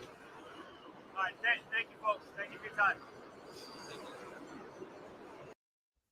Crimes down in the Bronx, Eric. Well, Eric Adams, we don't have the entire clip, but he talks about that with Corey Pegues. That perception versus reality. The whole perception management campaign, shout out to Marlon for coining that phrase, perception management, and that's exactly what he's doing right here. It's perception management. It's just a targeted location. There's a major gang problem going on in the Bronx right now. And if you don't put your finger on it, it's a huge problem. We need intrusive police work. We need anti-crime back. I can tell you this, when I was working at PSA 7, which is in the South Bronx, our active retired members know who that is. If you're outside agency, PSA stands for Police Service Area. It covers the housing projects in the South Bronx, which is the confines of the 4-0 and the 4-2 precinct. The 4-0 precinct in the South Bronx is the highest concentration of housing developments in the entire city. And PSA 7 is the number 2 command in the entire city of known gangs. All right, number 1 is 7-5, and then PSA 7 is number 2 for actual known gangs. So when it comes to the South Bronx, there's a major gang problem going on there right now. If they don't keep their finger on it with intrusive police work, this is the result. We have innocent people get killed. We have gang members utilizing innocent people as human shields. We have a major problem. We need anti-crime back.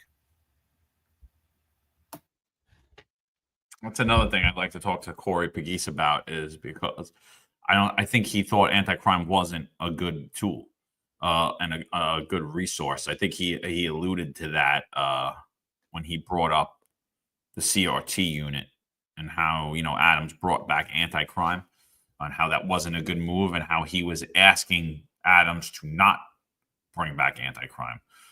So yeah, I think that would be a good conversation. But yeah, horrible situation.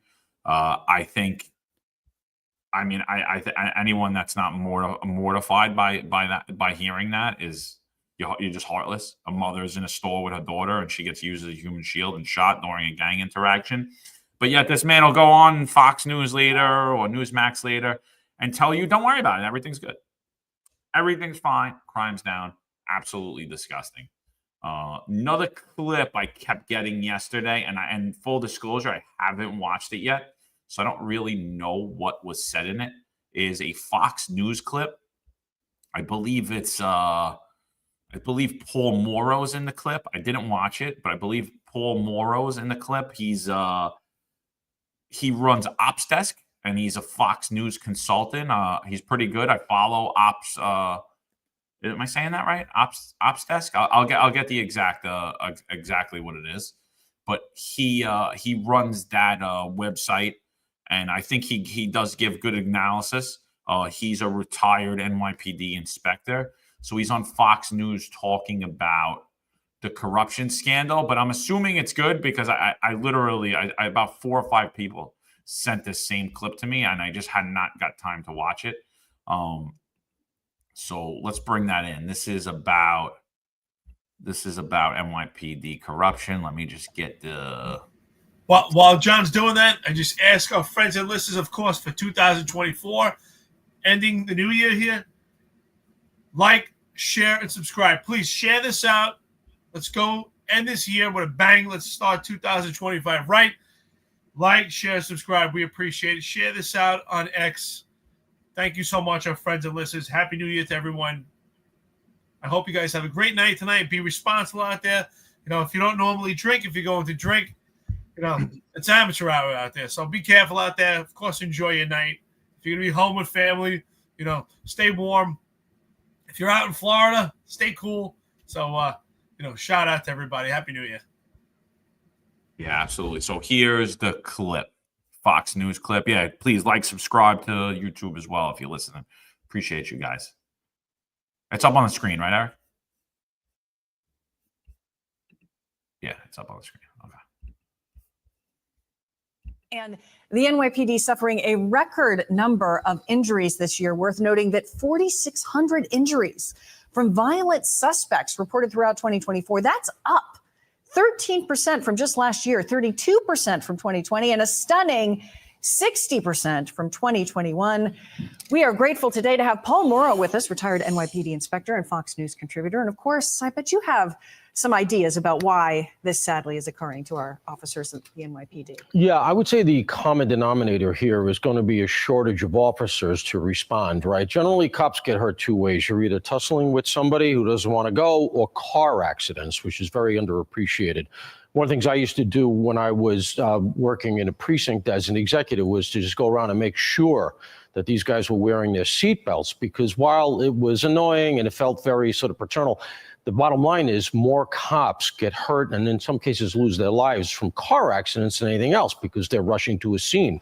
But when you're short cops, you have people covering more ground.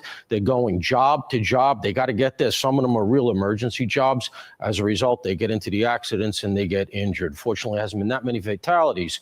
But that's the common denominator that I would argue, is that we just don't have enough bodies due to recruitment and retention issues. And that comes out of just, it's not the money. The gig is pretty good these days.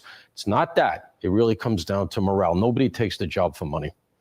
I'm wondering with the morale part, staggering 60% of felony cases in Manhattan by DA Alvin Bragg were downgraded to lesser charges. How much of an effect does that have on the morale, which then can affect safety? You always deal with plea bargains, essentially, is what it is, which is they plea it down, the guy takes a lesser charge, and that's how it goes. Then that's how the system keeps operating, because if you charged everything as arrested, the entire system would grind to a halt. There's just too many. The problem is this. In the current system, when you plea these things down and you say, okay, you're in here for a felony robbery, we're going to knock it down to simple assault. Under the bail reform, that means you get right out. So these guys are out in many instances before the paperwork is dry. The cop is still inside processing. The guy walks out the door, and it happens at the precinct level. So it's entirely visible to the police officer who made the arrest.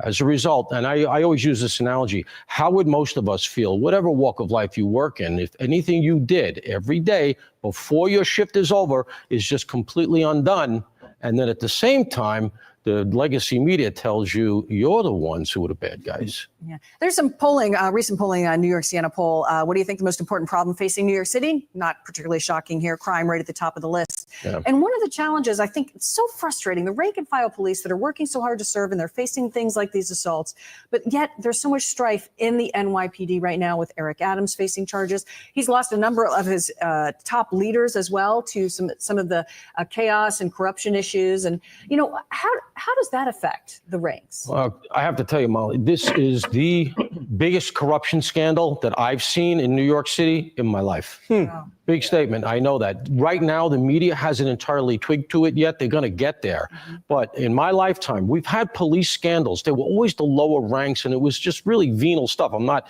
countenancing it, but it was like narcotic stuff, et cetera. They'd arrest a bunch of cops, maybe sergeants, et cetera. The police commissioner had to resign and turn in his phones. The DOJ took his phones.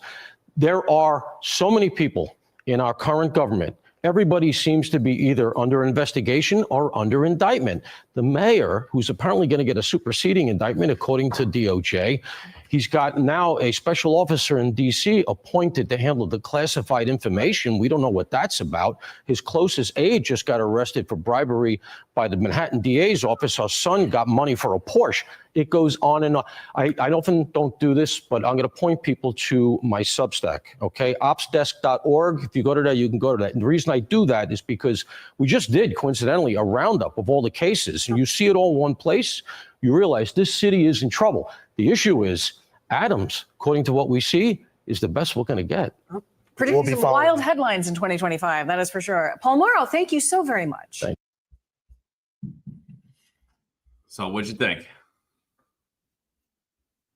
So, for the most part, I think he made some great statements, but I will agree with Tom here. Tom, coffee and donuts to you, brother. Thank you so much. Well, actually, coffee and donuts to us from Tom, $1.99. Low morale is internal, not external. Stupid. Absolutely. I think for the most part, his statements are definitely spot on. Crimes are being they're being dismissed and they're being downgraded in the DA's office, and ultimately, because of bail reform, people are in and out of this revolving door.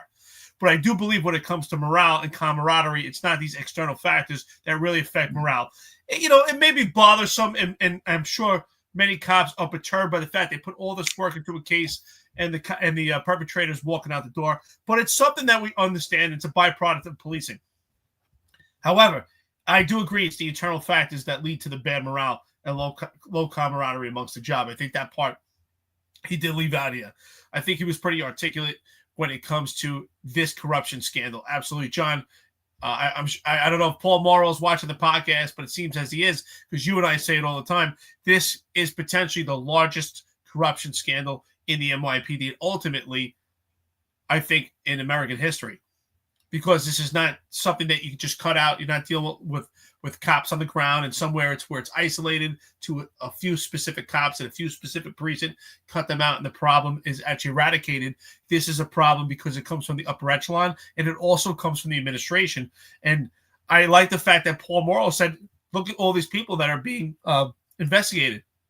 Because according to Eric Adams, he said, don't look at all these people stepping down that are being investigated. Look at all the people that are not leaving, because he's a master deflector. Frankie Palagucci, 333, triple tree, $9.99 coffee and donuts. Jesus King. Jesus is king. All evil comes to light. Wish you guys a happy and successful 2025. Thank you so much, Frankie. I hope you're right. I do believe that what happens in the dark comes out in the light, and I do believe that good overcomes evil. So shout out to you and Happy New Year, brother. Yeah, no. So I think Paul's a great guy. I think he's a good friend to the podcast. I've had interactions with him behind the scenes. I think he has great insight. We don't always agree on everything. I think he's right around where we are on most stuff. 100% when it comes. This is going to be the biggest corruption scandal in New York City and NYPD history. There is no doubt about that. And he's right. He's 100% right. The media hasn't caught up. He's been on the forefront of it. We've been on the forefront of it. Sal Greco's been on the forefront of it. That's about it. I haven't seen anybody else out there really calling out the corruption. I liked his segment about he brought in the injuries. He brought in the vehicle pursuits and how a diminished police department could lead you around to racing to jobs. But he left out the fact about which John Shell has these kids running around like cowboys, crashing cars and doing vehicle pursuits. And that's a big factor in those vehicle crashes, that injuries are up too. That's the main factor, more than even the lack of personnel. But I agree with him, the lack of personnel is tremendous. That conversation's much bigger than you're going to get out in a 30-second soundbite on Fox News. And we've done that a lot, and we could continue to do that. I'm sure we're going to continue to explore that into 2025.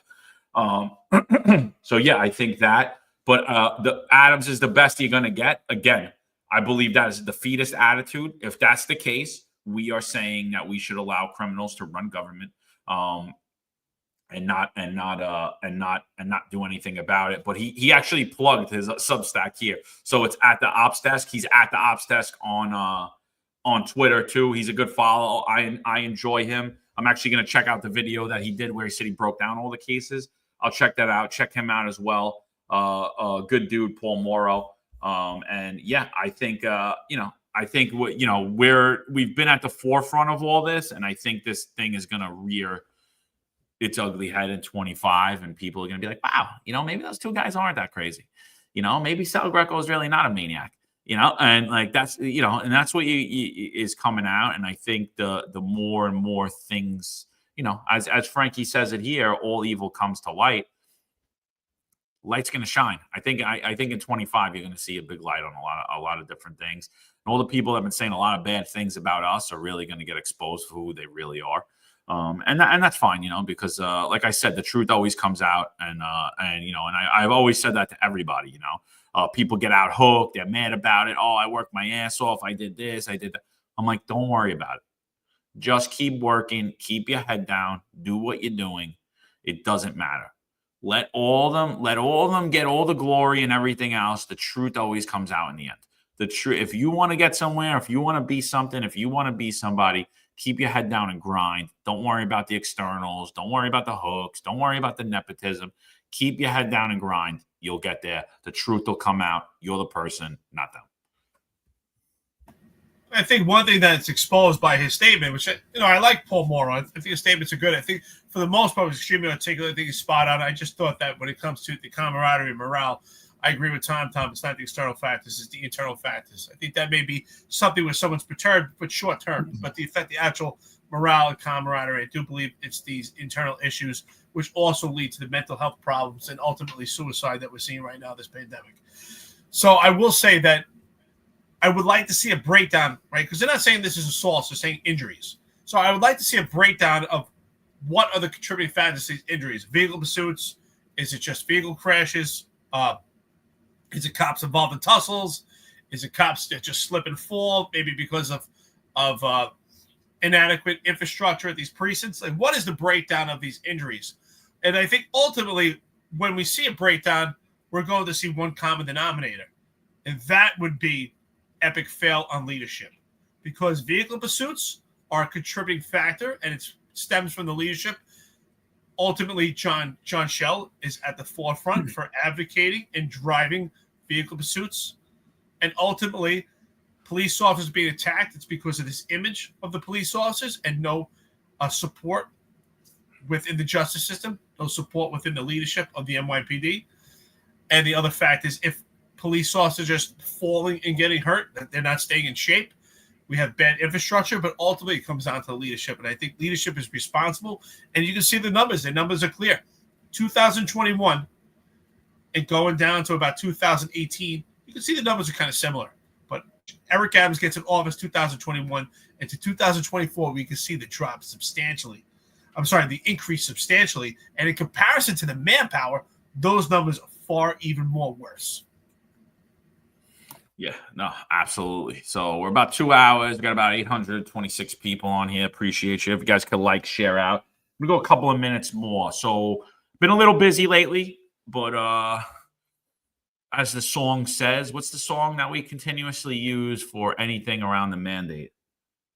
We've only just begun. So it's going to be true for the mandate, and it's going to be true for the corruption in the NYPD and in New York City, and it's going to be true for the way that we report on media and stories related around crime and policing and politics in New York City. So we've only just begun. And so in 2025, I just got sent something last night, absolutely infuriating. So if any of you guys were denied a religious exemption, I don't care if you work for the NYPD or whatever you work for, you're going to want to click into this segment right now. I'm going to explore this deeper on my own, on my Twitter, probably do a monologue on it when I get back to Florida in my house. I will be back up in New York City towards the end of the month, but I have a lot of reading and stuff to do, and I'm just around family, and I'm just going to too many parties and stuff that I'm just not going to be able to dig into it. But I want you to pay particular attention right now to what we're about to get into. So, Eric, I'm going to ask you a question before I talk about what got brought to my attention last night. So you're an arresting officer. You get one. Is there any time a police officer would make an arrest, sign off that they were arresting officer if they didn't actually observe the arrest themselves? And how does that process play out? It's a common practice. Happens all the time, right? Someone makes an arrest, and we have what's called a turnover arrest, and you turn over to another officer. Maybe that officer has an emergency. They can't take that arrest for some reason. Maybe they have excessive overtime, and it gets turned over to another officer, and that officer becomes the arresting officer and signs off on that paperwork. Yeah, that's common practice, sure. But you're just asked, what would the process be? So the process in that case, so if John makes an arrest, I mean, our active and retired members know. I'm sure outside agencies, maybe it's kind of similar. I'm not sure what you're. I know sometimes they actually make arrests. They do the paperwork in the street.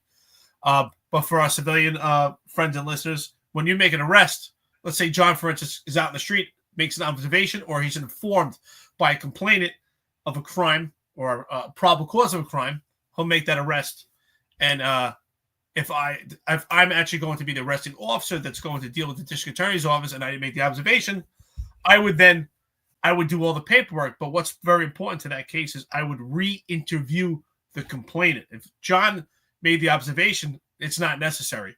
But if there's a complainant who says, hey, that guy robbed me, it would be my responsibility to re-interview the complainant and then sign the paperwork. So that would be the process, sure. Absolutely. And Ron Layson says, in that situation, they're supposed to be listed as the assigned officer. To me, it doesn't really matter. You are the arresting officer, but it's well documented how that arrest took place, who actually put the handcuffs on, who made the arrest, who was the observing officer. So I don't care what you signed on.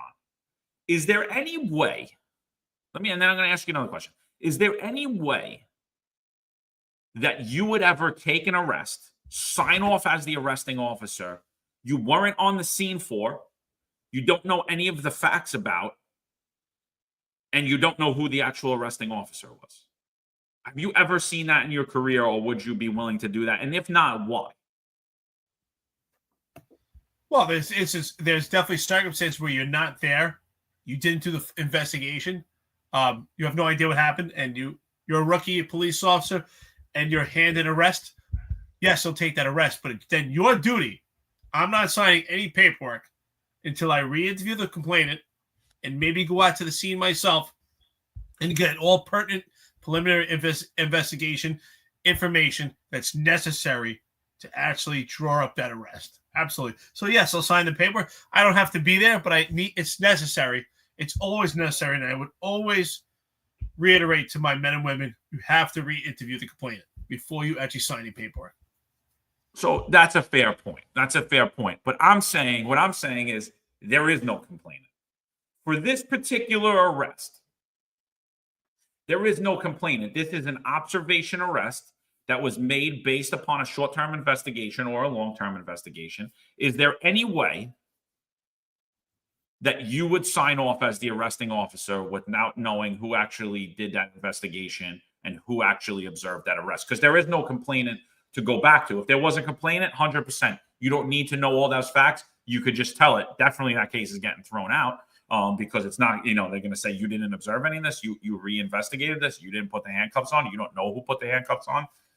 Too convoluted. I think that case is definitely getting thrown out. That's weird, but you're protecting yourself, right? You're protecting. I'm not going to perjure myself, right? Because you're not perjuring yourself, correct? Is there any way this was a short-term investigation? This was something there is no complainant for. People of the state of New York, PSNY is the complainant for. Is there any way you're putting your name out there without knowing the facts of the arrest and without actually arresting the person yourself and knowing who actually arrested them? Absolutely not. Not if you want to make it to a 20-year career. No way.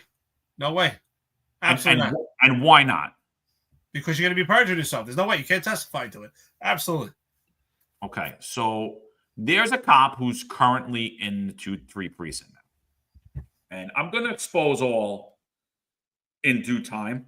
I will expose all in due time. But for right now, I'm going to keep his name out of it. I'll keep his name out of it. But this is public record. And it needs to come to light. So during the mandate, what happened in the NYPD is when you requested for a reasonable accommodation, The people that you requested to was the equity and the Bureau of Equity and Inclusion, which Tanya Meisenholder oversaw. And what happened is the job's supposed to actually do an investigation as to why you were denied a religious exemption. So the person that was the investigating officer was a kid. And when I say he was a kid, he was somebody that wasn't even off probation. He had about 2 years on the job, and he was restricted duty. No background at all, not on the job, not off the job, in how to approve or deny reasonable accommodations. So what I have up on the screen now is the investigation that was done into a particular police officer's religious accommodation form, which was received on 11/19. The application was also reviewed on 11/19. Doesn't say by who. On 11/19/2021, the supporting document that was also reviewed, whatever supporting documentation, again, doesn't say by who. Right? It says how it came in by email. It says the date. Then it says on 11/19, it was sent for review. And then again on 11/19, received a final determination, denied. Reason for denial, withdrawal, insufficient religious reasoning.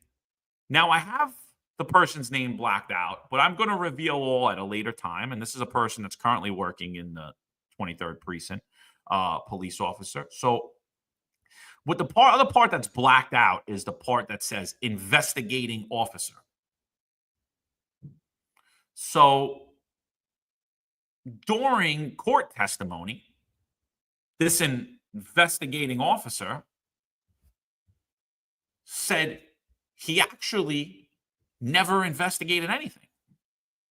He was an investigator. He said all he would do is print these forms out. There was already a determination made on it. He didn't know who made the determination, yet he signed off that he was the investigating officer and that he reviewed the supporting documentation. But then he testifies that he never even looked at anyone's religious accommodation. All he ever did was print out their stuff, never reviewed their religious accommodations, signed off as the investigating officers on all of these denials. So he perjured himself.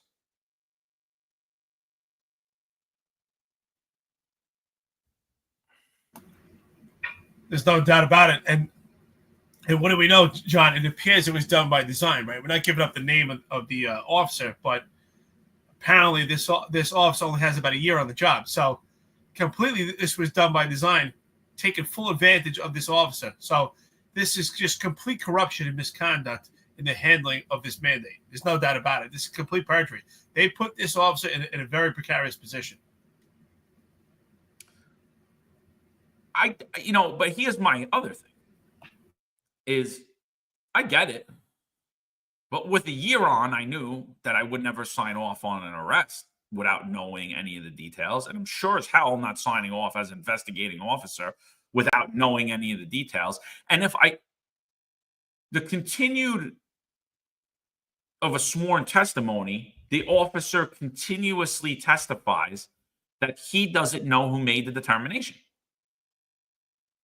He doesn't know who made the determination.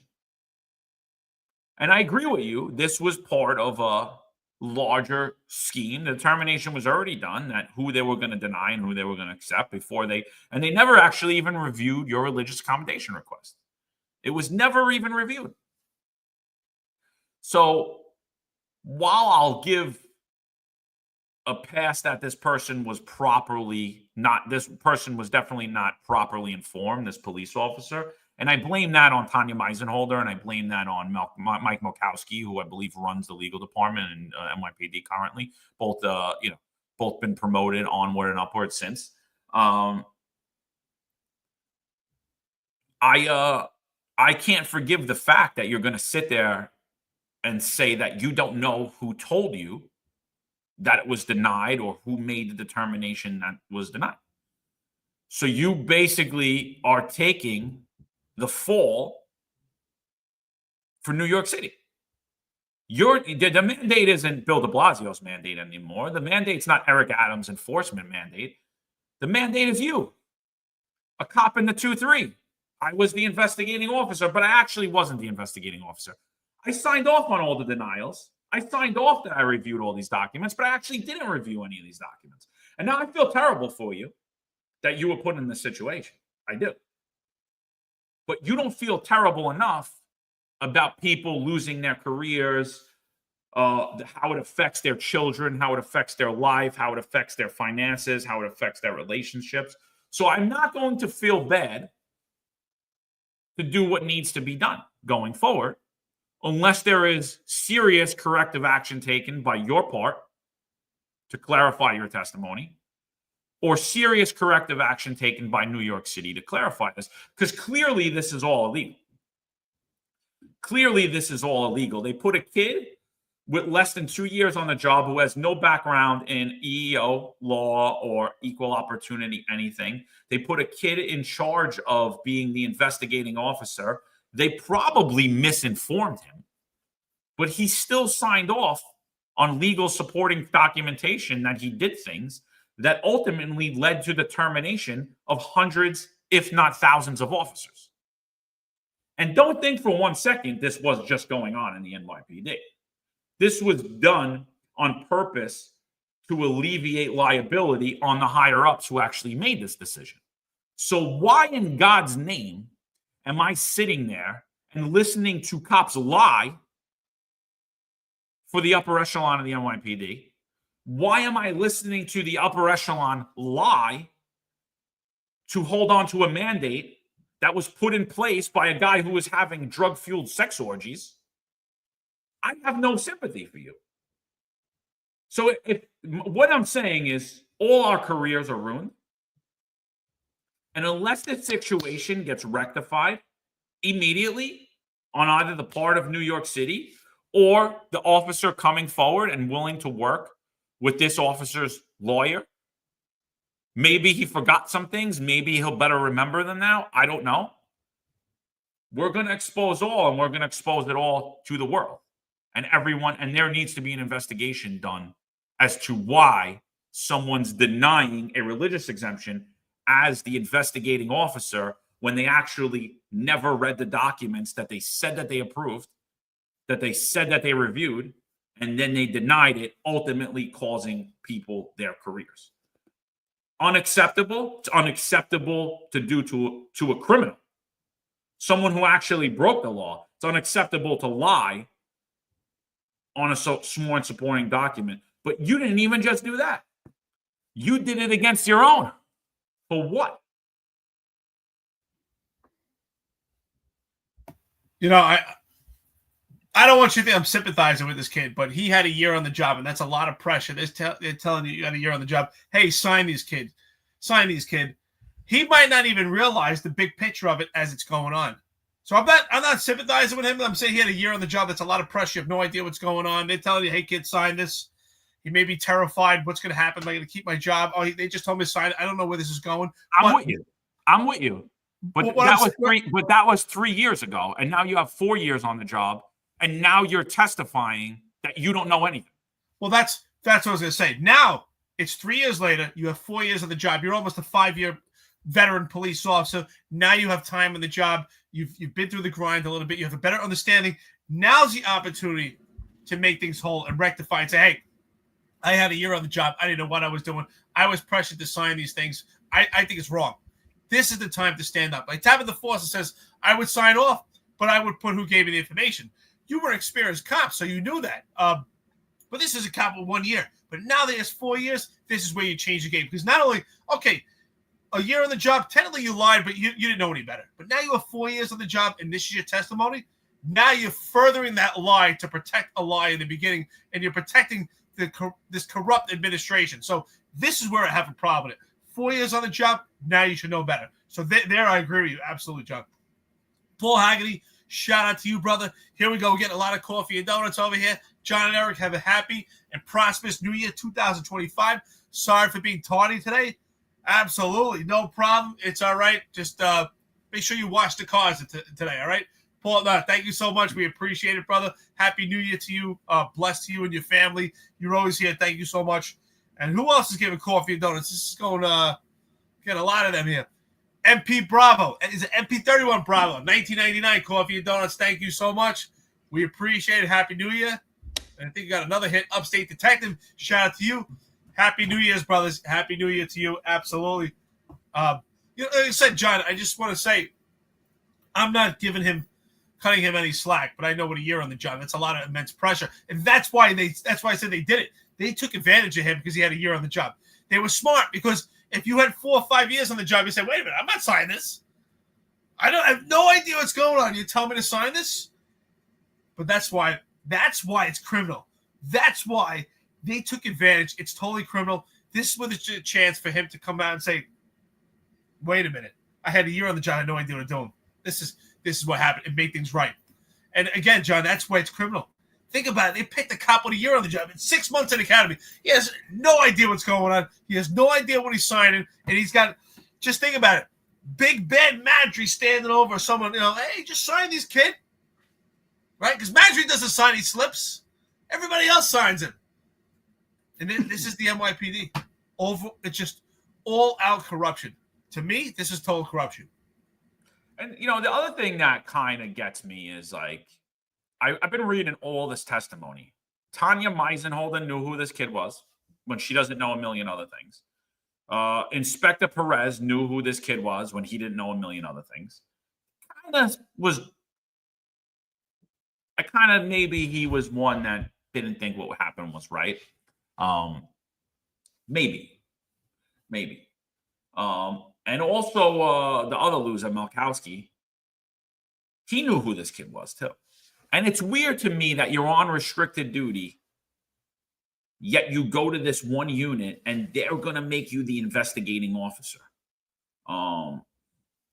Very strange to me. And it's very strange to me that you wouldn't remember that time.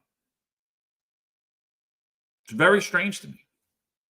But regardless of what you remember or don't remember during that time, you signed off that you did all that. And you testified that you did it. Mike Malkowski reviewed your investigation. Mike Malkowski reviewed your review of the supporting documentation. That's according to you. And your testimony contradicts that. And ultimately cost this officer his career. It ultimately cost hundreds and thousands of us our careers. So I don't really give a shit that you have a year on the job. I think you're all accountable. I think the whole process was criminal. But now to go forward and do that, I won't be home for a few days. But when I get home, I'm going to deep dive into all of this. And I'm going to start doing some little breakdowns on my social media to push it out.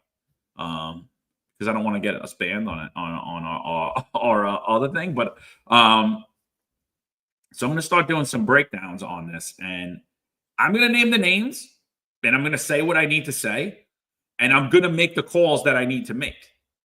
The same way as if you perjured yourself in a court of law, the same way a district attorney would do it to you, the same way IB would do it to you, the same way all that other stuff. I'm going to name the names, and I'm going to make the calls. If something could get rectified prior to that, and we could have people actually tell the truth, uphold integrity, uphold the oath you swore, maybe I won't. I gotta laugh because we're talking about integrity. This is the most corrupt police department we've ever seen right now. This stems from Eric Adams. We're talking about after COVID, this mandate came in. It's part of this whole corruption scheme that's going on right now. That's why I say this whole thing with this supposed sex scandal, this is like a little spoke on the wheel. This is nothing in comparison to what's going on. This is just a small thing. People got involved and their eyes are on it because it's a sexy story. But this right here is all out corruption. This mandate, having this kid sign the paperwork, then reviewing it, and then their testimonies are a complete lie. Tanya Meisenholder. It's amazing. Like you said, John, I agree. You're spot on there. They don't remember anything, but somehow they remember this kid. Out of all things, you remember this one kid. That's probably the one thing you wouldn't remember. Some kid with a year on the job that you paid no mind to. Come on. And it's absolutely ridiculous. Where did they pick this kid? I'm curious how they even picked him. I'm sure it was. They all knew him, but they didn't know anything else. Right. It's weird. Who's he related to? Some chief? Art Cullen. Art Cullen, shout out to you, brother. Coffee and donuts. Happy New Year. $49.99 super sticker. Thank you so much. Get some big hits. I appreciate it. Yeah, I mean, I know what you're saying. I listen, you know, if I was in your position and Marlon Bethel, you know, I would want to bring this kid by his neck. But it was smart in their move because this is how they carried out the corruption. This administration has zero integrity. I mean, I even hate using I don't think it was smart. I think what it was devious and criminal. I think they took a kid, told him something that was completely wrong, and made him commit a crime. No, that's what I'm saying. It's smart on their behalf to carry this corruption out. I agree. It's totally criminal. By putting and Melkowski, just so you know, didn't come out yet, but when it does, we have you perjuring yourself too. And when I get that information, I am calling IAB on that because you shouldn't be in charge of legal. Oh, absolutely. But we know where that complaint's going, IAB. But yeah, definitely. We'll document that by email. Oh, I will document by email and in person and on the phone. We got you perjuring yourself as well in sworn testimony. So, yeah, and yet you're running the legal department for New York, the NYPD. And again, it just boggles. But like the thing is to me is like, however you felt at the time of the mandate, whatever happened at the time of the mandate, I don't even care. Doesn't matter. It's irrelevant now. We know it was nonsense. Somebody brought it up here. Everything gets approved now. I heard of an approved accommodation that someone can't do overtime. Beards are approved at 100% approval rate. Almost every EEO reasonable accommodation request, even the most ridiculous things, get approved. But yet just that 1 year, there was an anomaly where they were all disapproved. It didn't change, people. The law doesn't change. It doesn't say, well, if there's a pandemic or if there's something else, then there's no asterisk by the law. The law is the law. The policy is the policy. Right? What happened there? I don't care what happened. Let's just tell the truth about what happened. This is what DCAS said. This is what this commissioner told me. This is what this person told me. This is what I did. Just tell the truth. What are you? You're protecting Jay Varma? Was Jay Varma protecting you? He was making you put something in you while he was having drug-fueled sex orgies and didn't even care about anything he was telling you to do. He wasn't. You think he was standing 6 feet behind anybody? No. They weren't having orgies from 6 feet apart. They weren't playing the song 6 feet apart. They weren't doing any of that stuff. They weren't doing any of that stuff. There was no little like. Do you think they were wearing masks? No, I don't think. Maybe the guy's a freak, but I don't think it was a surgical mask. How did they get their hands on the lube? Wasn't all the stores closed? Well, they had the freak off lube. Did he had a lifetime supply, bro? The freak off, you know, and so like my thing is I read it last night and I'm absolutely infuriated. I can't believe that oh wait, what's this? Croita, the female cop with the EEO for a medical condition, claims she can't work more than 8:35 because she gets drowsy. Then she posts pictures of herself partying after work. It doesn't matter. Like, so this is legit. Like, you know, there's so many nonsensical things. GI Bro says, John, bring back that baby face in 25 shape. You know, a lot of people are texting me that. My wife's killing. She's like, shave that. someone said I'm a 10 with shaved and with a beard. I'm like a 4. So I was like, all right, whatever. This one. Dude, if I shave right now, I wouldn't even recognize myself. I haven't shaved in years. I don't even think my wife would probably think she's cheating on me because I don't even know what I look like anymore. Drone Ranger said they borrowed it from Madry's lockup. Look. Oh, that's where they got the lube? Well, she was very specific, said KY. Yeah. Yeah, listen, you know, I think he should tell the truth now, but clearly he was manipulated and they had him commit a crime. Yeah. No, absolutely. It was done Yes, to relieve. Yeah, it was 100% done on purpose to him. You have no idea what you're signing. But why lie for these people? Why lie? You're a cop on patrol. Why are you lying for these people? Like what? You know, and for what? To keep the guy out of work? Like for what? I kind of wonder what do you care? It was wrong. What do the unions tell them, right? Because when you go to a deposition, you're going there with a union attorney. Like, what do the unions tell them? Hey, kid, you lied before, just lie again. Like, what do the unions tell them? This is what I'm talking about with the unions. Listen, it's time we bring retired guys to run the unions. I'm looking into that. John, we should look into that, and we should take over these unions. Because what are they telling these kids? Just, what do you always say, John? It is what it is, kid. I'll take it. That's what it is, Mom. It is what it is, Mom. It is what it is. Mom. You know, listen. couple thousand people got fired. It's all right, no big deal. Those guys were stupid. They could have made that. That's what the unions are telling them. Don't listen to that guy, John. Man, he could have had a great pension. He could have still had a take-home car. All he had to do was get a little deal. Pinky ring. He could have been one of us. You could have been somebody. It's like the union's advice to me was like, Eric, we told you not to do police work. I'm like, what? So I became the most complained cop because I did police work. Your advice to me is don't do police work. What? I love it. I love it.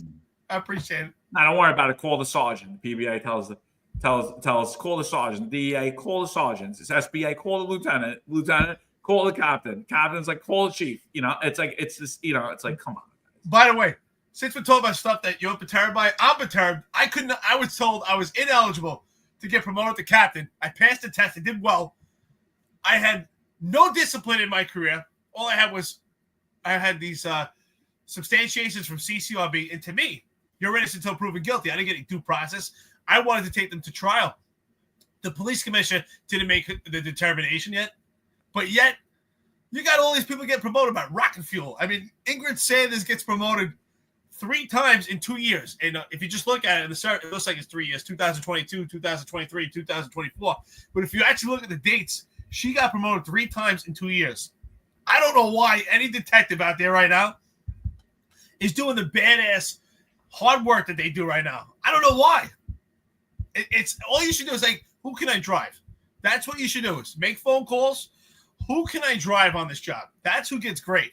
It's absolutely ridiculous. It's just such a slap in the face. You have some amazing investigators out there who comb through hours of video. Hours. You know what a daunting task that is? It sucks. I hate watching those videos. It's boring. It's daunting. It's minutia. Going through these DD5s. If anybody from an outside agency, DD5s, it's your casework. I mean, these guys do a lot of work, and they're begging for second grade. This girl got to first grade in 2 years. She must have been a hell of a driver. Did she drive with one pinky? One. It's unbelievable.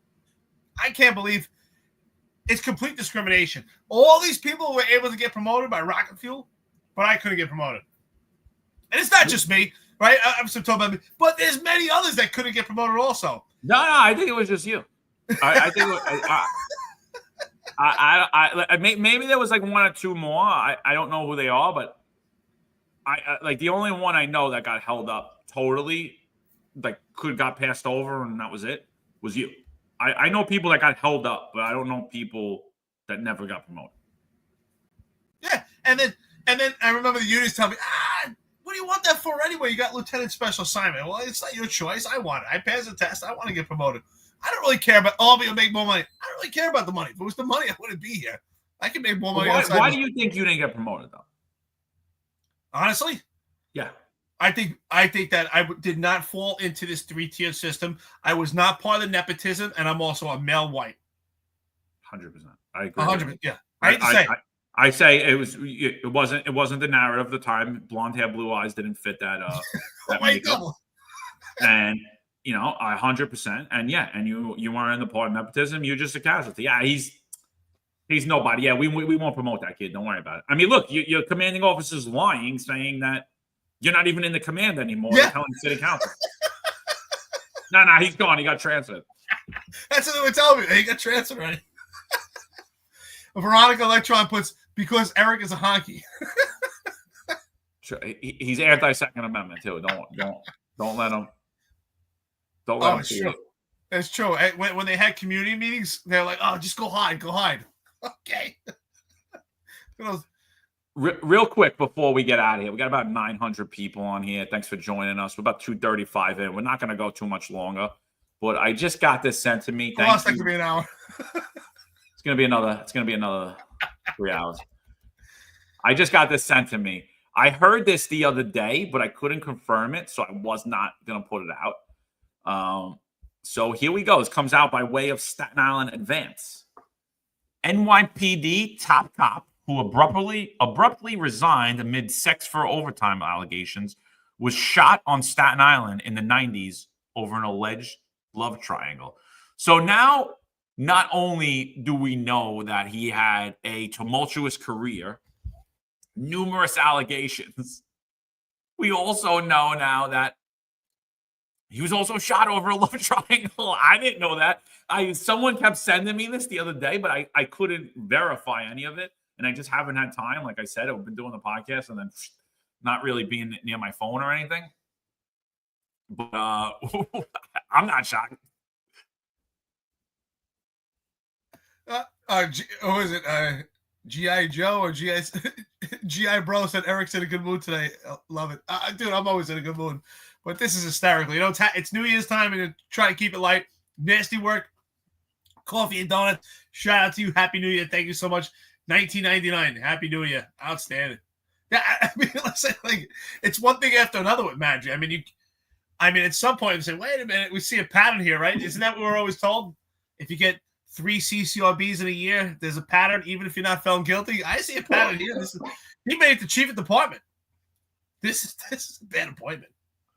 So, all right. You got to read this article. So this comes in from Scott Axelrod of the Staten Island Advance. Former NYPD Chief of Department Jeffrey Madry, who resigned earlier this month amid allegations he demanded sex from a subordinate in exchange for opportunities to earn extra pay, had an unusual tie to Staten Island that dates back to the 90s. He was shot more than 30 years ago during an altercation with 2 men in New Brighton, allegedly over a love triangle. The Staten Island Advance previously reported that Madry, 25 and already a cop, a Queens resident, assigned to the 110th precinct, was off duty when he suffered a bullet wound outside the Richmond Terrace houses on June 6, 1993. According to court documents, Madry was visiting an ex-girlfriend when he became embroiled in an argument with another man at her apartment at about 11:30 p.m. Prosecutors said Madry was inside the building for about an hour longer. When he came out, they contended he was ambushed by the man and his friend, Ishmael Calistro. Police alleged that Calistro fired 14 shots, striking Madry in the left wrist. Whoa. 2 trials followed, with both men accused of attempted murder on Madry. The alleged rival love interest was acquitted of attempted murder, but convicted of attempted assault and possession of a weapon and sentenced to 2 to 6 years in prison. The Staten Island jury would then acquit Castro of attempted murder in 96, but convicted of attempted assault and CPW, criminal possession of a weapon.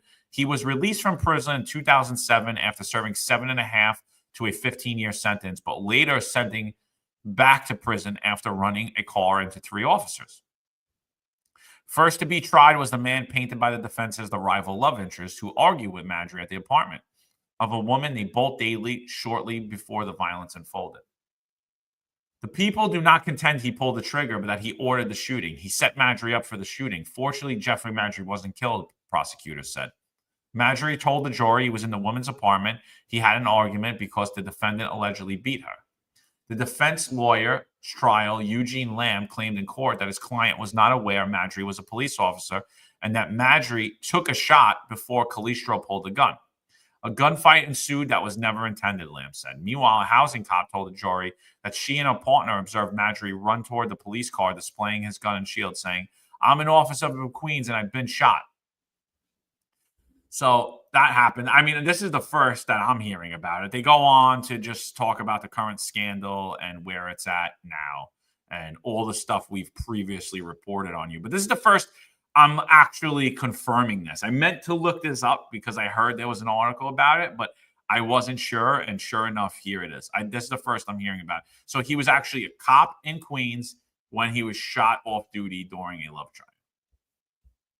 I just want to know if Tabitha Foss is taking notes, because she's got a lot of ammunition here to just reinstate and vindicate her name. I mean, it's one thing after another. He's involved in numerous love quarrels, love triangles. He's like a habitual love scandal. Patrick Donahue, shout out to you. That's hilarious. Moral of the story: don't find love in the Stapleton houses. Cargo Cafe love is safer. Last of Richmond Terrace houses. I remember walking the beat over there on Jersey Street.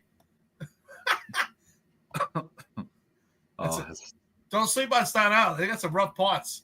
Yeah, but are you surprised? I mean, he's been riddled with controversy his entire career. And this guy made it to chief of department, and I couldn't make it to captain. And that's why I said to the union, show me a chief that does not have a worse record than I do. And I'll say, okay, I agree. I should not be promoted. They don't want to show me Jeffrey Madry. No, absolutely. Jeffrey Madry is a perfect example. Kaz Daughtry's a great example too. The kid that Greco put out the other day too, he's another great example. Everybody's getting disciplined, signing off, pleading guilty, and then getting promoted. It's crazy, and they held you up. No, you can't be a captain, Eric. Sorry. Too bad for you. Crazy stuff, man. So thanks, Lou Turco. Appreciate it. There's just more of this. So listen, we've been going on a while. Too long, I think. 2 hours, 41 minutes. We covered a lot of stuff. 2025. We're wishing you all a healthy, happy, prosperous 2025. We'll let you know what day we're going to be back on. We'll do that via way of social media. Definitely next week we'll be back on full time. I may have some bumps in the road this week, so I don't know if we'll be able to get it together. But as soon as we can and anything breaks, we'll 100% bring it to you. Appreciate you guys. Please don't drink and drive. Don't be cheap bastards. Use Uber. If you're gonna go out, use Uber. Spend $100 or $200. It's worth it. It's highly worth it. There's no need for it. So, got anything before we get out of here, Eric? Yeah, I just want to say Happy New Year, friends. Listen to the podcast. Let's grow together. Thank you so much for everything you do for John and myself by helping us out. We get a lot of help. I mean, Popeye Dammit said he's going to help us out with the website. Arbed helped me out so much with Starlink. Just so many people here just have been so kind. Scooch always helps us out, getting stuff out on social media. Unfiltered, Steven, so many different people. I mean, friends and lists. I can't go through all the names. I want to thank you for all your input. Really appreciate it. Thank you for everyone for giving us coffee and donuts. Tom, and Tom Joyce. I mean, so many others. Patrick Donahue, thank you so much for your comments. Everyone here deserves a comment. If I did not mention your name, I apologize. We don't forget you. I really appreciate it. But I want to say this. Just want to leave you on this tidbit. Don't make yourself New Year's resolutions. Make yourself New Year's commitments and make those commitments to yourself. Don't live in the past. Live in the present. You don't have to be who you thought you were or who you were. If you want to be a new version and a better version of yourself, you can do that. So you don't have to wake up and live in the past. Live in today and make a better day for yourself. Make some commitments to yourself. Take care of yourself, eat better, work out in the gym, train, do whatever it is that makes you feel whole, that makes you feel good. Go out and ask yourself, how do I be better tomorrow than I am better today?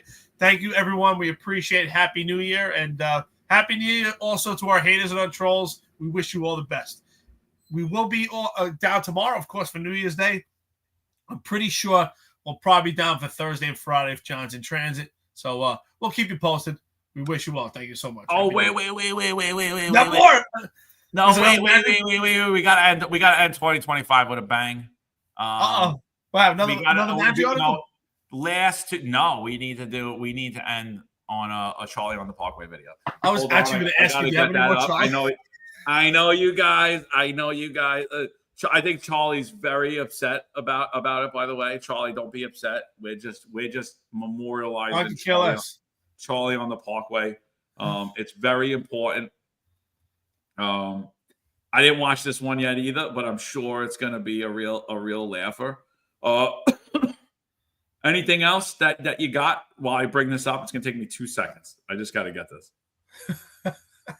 I can care less if Charlie on the Parkway is upset. You better get used to it, brother. Our names get smeared constantly, so all good. And this is actually good fun. We got to get Charlie on the podcast. I said to you yesterday, John, I said, this guy's going to get famous because of us. Dude, I mean, he should be. I mean, this is amazing. These are absolutely hysterical. These are like these are probably this is, NYPD social media has become an insane place, but these are probably the funniest things I've ever seen. And I think we could all get a good laugh at all of these. So I hope this one tops the other ones. I don't know. I think they're all unique gems in their own. They're all diamonds in their own way. All right, hold on. It's coming up right now. Let's end with a Charlie on the Parkway video. Here you go, Charlie on the Parkway. All right, guys, 2025. We'll see you tomorrow, and let's end out with this. We're coming in tomorrow. No. We'll let you know when we'll be back on. We'll let you know. Thank you. Yeah, Charlie got me discombobulated. All right, you ready?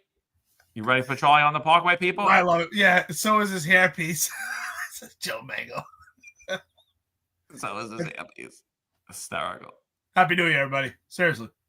Happy New Year, everybody. All right, it's going up, people. We'll see you. Have a happy, safe New Year. Happy, healthy one. Charlie, you too. Here he is, Charlie on the Parkway. Oh, hi, I'm Charlie in the Parkway. If I see you driving my way, I want to see you drive the safe way.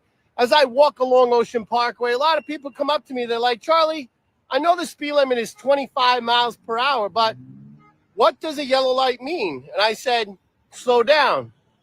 What does a yellow light mean? And I said, slow down. What does a yellow light mean? Slow down. Remember, I'm Charlie in the Parkway. If I see you driving my way, I want to see you drive the safe way. There's a handful of retired officers that don't live in the state that have a lot to say about the dream team, as I like to call it. All of a sudden, they retire and have a master plan on how to fight crime, but nothing to contribute when they were here. They want to come back and be part of the dream team. What can I say? Law enforcement professionals dedicate their lives to serving and protecting our community. But who's protecting their financial futures? That's where Laidlaw Blue comes in. Our wealth management platform is specifically designed for the law enforcement community. Laidlaw Blue is a division within Laidlaw Wealth Management, run by retired New York City detective John McDermott. His status as a retired detective uniquely positions him to establish a deep connection between Laidlaw Blue and the law enforcement community.